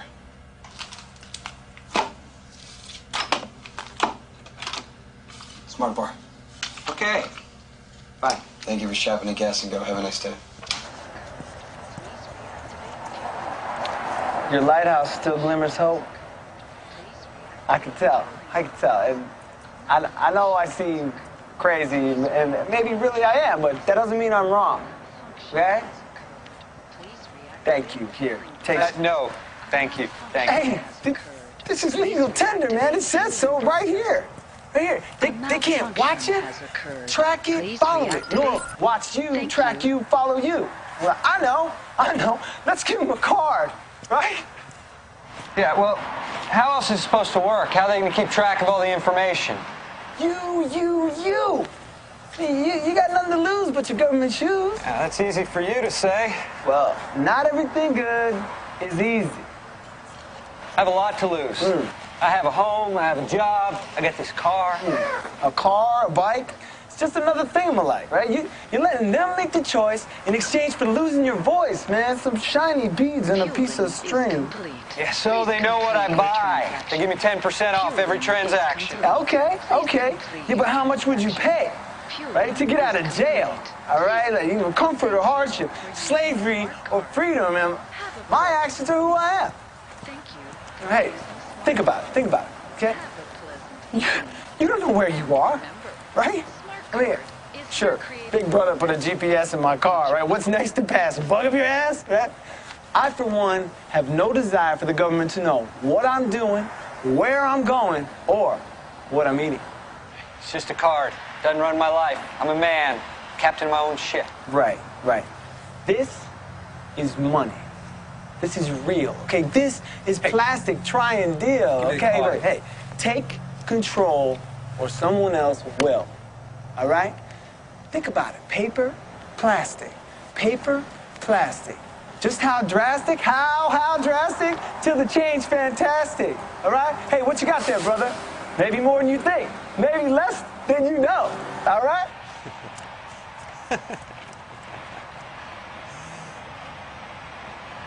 God damn it, he took my card! Hey!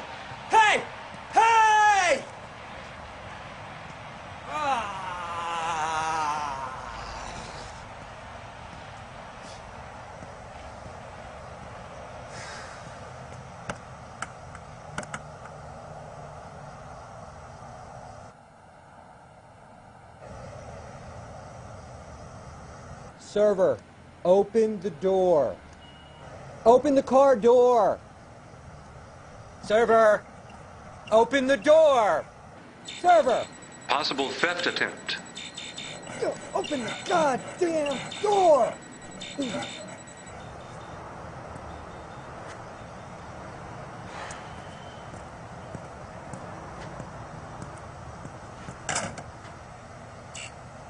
Welcome to Smart Service. Please insert your smart card. Hello. Yeah, I need to report a robbery. Welcome to Smart Service. Please insert your smart card. That's what I'm trying to tell you. I don't have my card anymore. It was stolen. That was an invalid entry. Please insert your smart card. I did not receive your response in the allotted time. Please insert your smart card. That's what I'm trying to explain to you. I don't have my card. Thank you for using Smart Service. Have a nice night.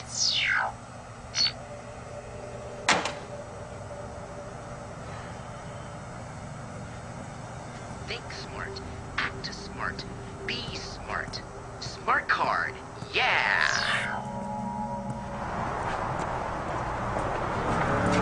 Hey! Hello! Hey, can I get a little help out here? Hey, my smart card was stolen. Hey! Hello! You mindless baboon, would you look at me? Stop!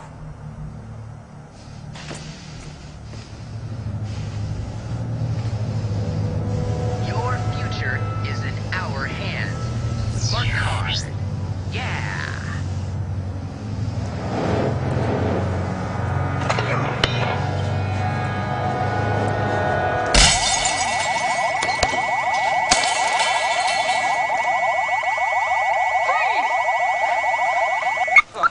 Thank God. Step away from the vehicle. It's okay. It's not what it looks like. Where's your smart card? I don't have it. It was stolen. What were you doing to that car? Ow! So we got ourselves one of those radical cash cows. Ow! Listen, you idiots. It's really very simple. If you just...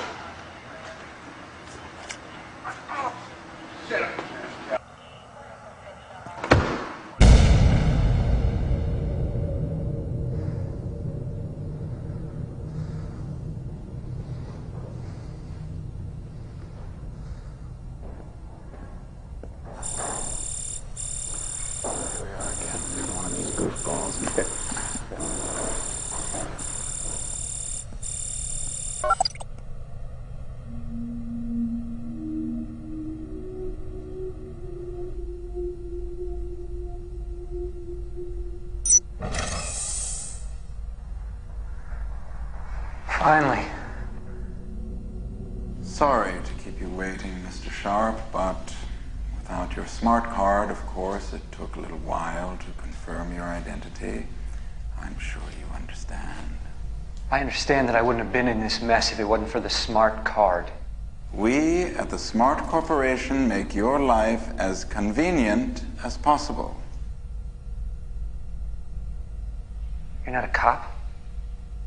Technically, I am a special service agent from the Smart Corporation. We work hand in hand with the police to protect and serve the public's needs. For Christ's sake.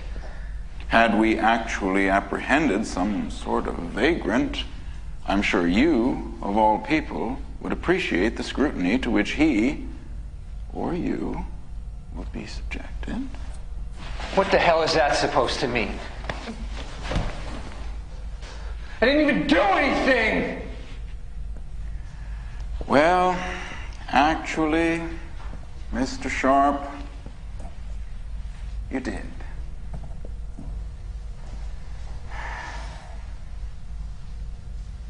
I see a man who disturbed the peace, vandalized private property. We even found currency on your person.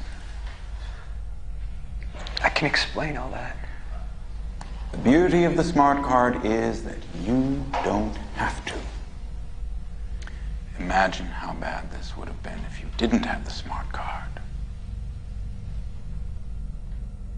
I can take care of myself just fine, thank you.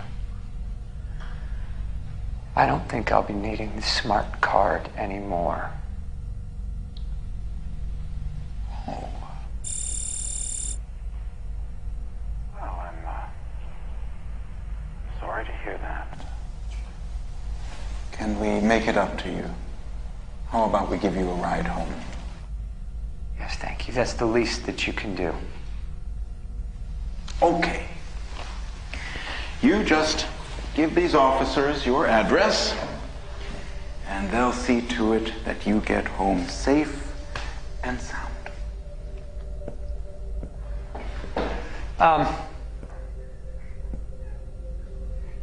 My address is on the card. How do you usually get home? I say home. The card takes me there. I don't usually think about it. You really have no idea. At the gas station, I was on my way home. Well, that's all right. We'll call your wife. What's her number? I don't know. I say speed dial 1. Your office number. I don't usually call myself at work. No, of course you don't. You're a busy man with a lot on your plate. That's why the Smart Corporation is in business, to take care of those details so that intelligent, busy persons such as yourself don't have to. Right.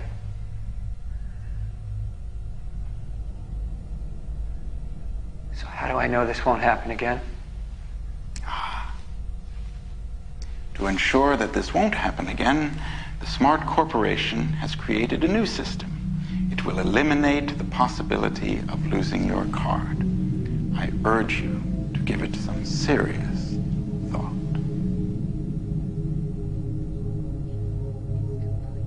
Please complete your transaction. Fueling is complete. Please complete your transaction. Fueling is complete. Please complete your transaction. Fueling is... Thank you for using Smart Card.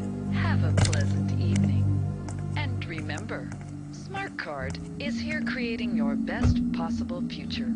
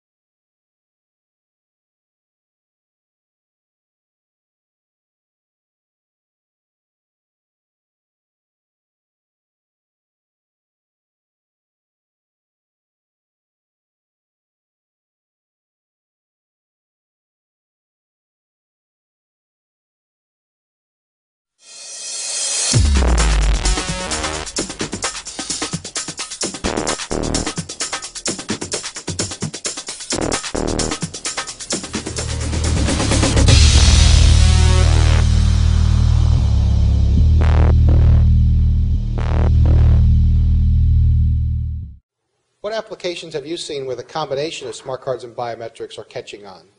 Well, there are several applications where biometrics and smart cards are becoming popular. One we see is in access control. For example, the restricted area access control system at Canada airports is using biometrics such as iris recognition and fingerprint in conjunction with smart cards for airport employees to be able to access the secure areas or non-public areas of airports.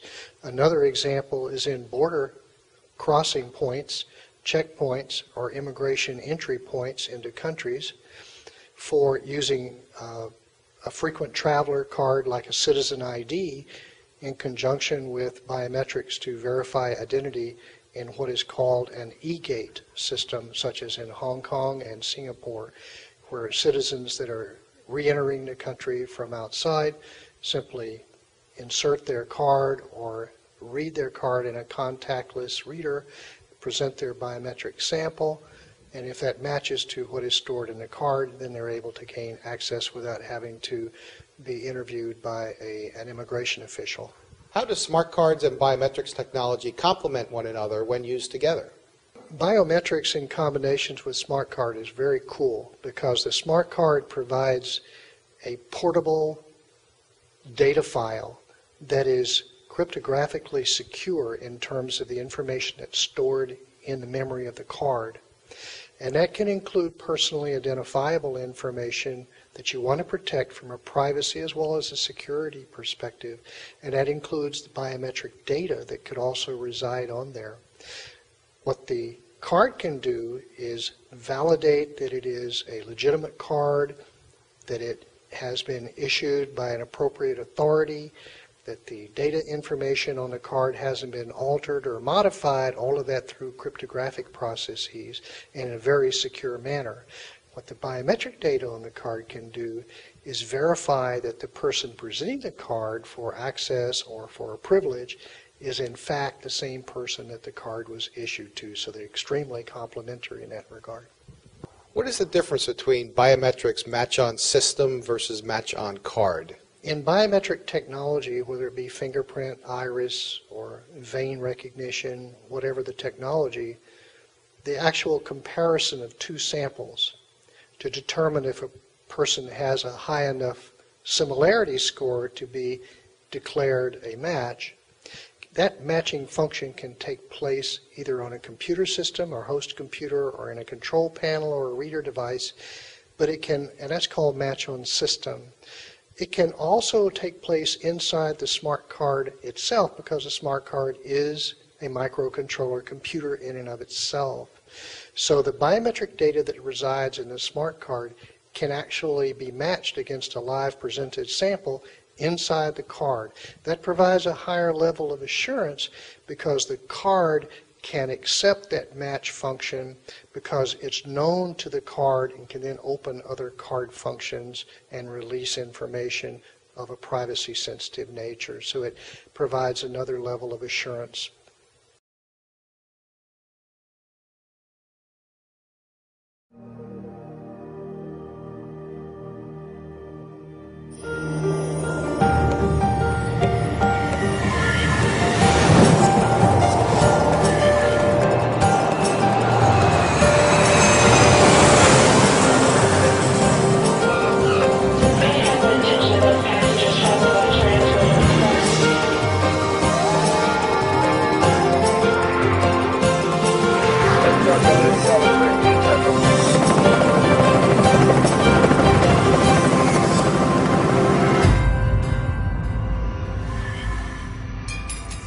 Every agent miles of border. Report warrants of U.S. border vulnerability. Exploited visas making a sieve of U.S. border.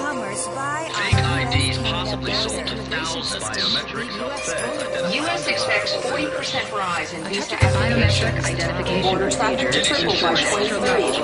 Officials racing to meet needs. Air travel security.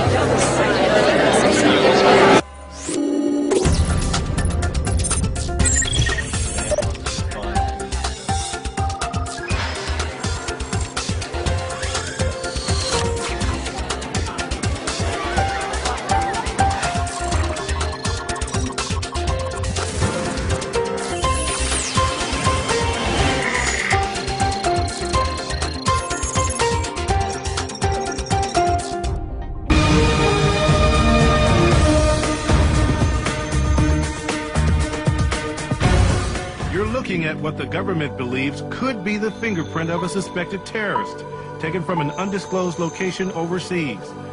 24 hours a day, government computers...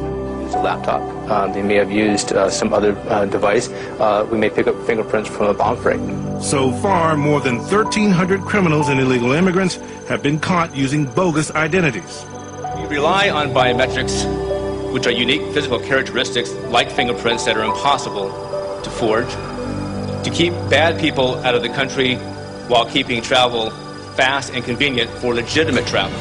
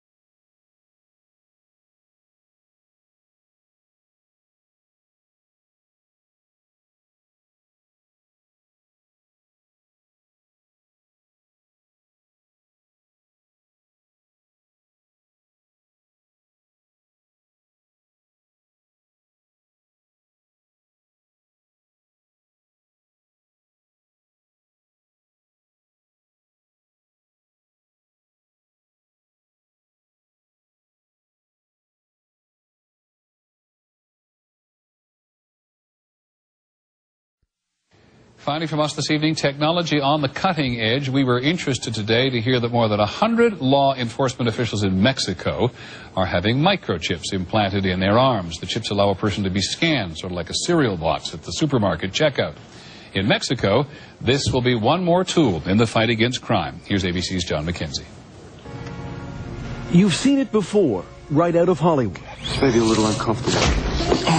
A microchip inside the body. A hidden, high-tech identification tag. They're the access codes to your job spot. Now, Mexico's Attorney General and 160 of his deputies have had microchips implanted in their arms to control access to the country's new criminal investigation center. It is to provide access, said the Attorney General, to the right people in exclusive areas where there is valuable, sensitive information. The microchip, the size of a grain of rice, is injected under the skin and gives off a low-frequency radio wave. A scanner reads each chip's identification number to verify an official's security clearance. The microchip is tamper-proof, it's secure, no one can take your microchip and use it to their advantage to gain access to your facility. The chip, developed by Applied Digital Solutions, is similar to those used in the U.S. to identify and return runaway dogs. In humans, it can have several uses. Little stick. The chips can also be programmed to carry medical information. The one in this patient details his blood type, allergies, and the fact he has Alzheimer's disease. The device is now awaiting approval from the Food and Drug Administration. Some researchers are developing microchips for use in the home, so that wearing one can turn on lights and open doors. Hands-free. The next step, say researchers, is developing an implantable chip with a global positioning system to track people miles away, whether kidnapped or lost, just as cars can now be traced. A kind of LoJack for the body. John McKenzie, ABC News, New York. That is our report on World News Tonight. I'm Peter Jennings. We hope you have a good evening. Good night.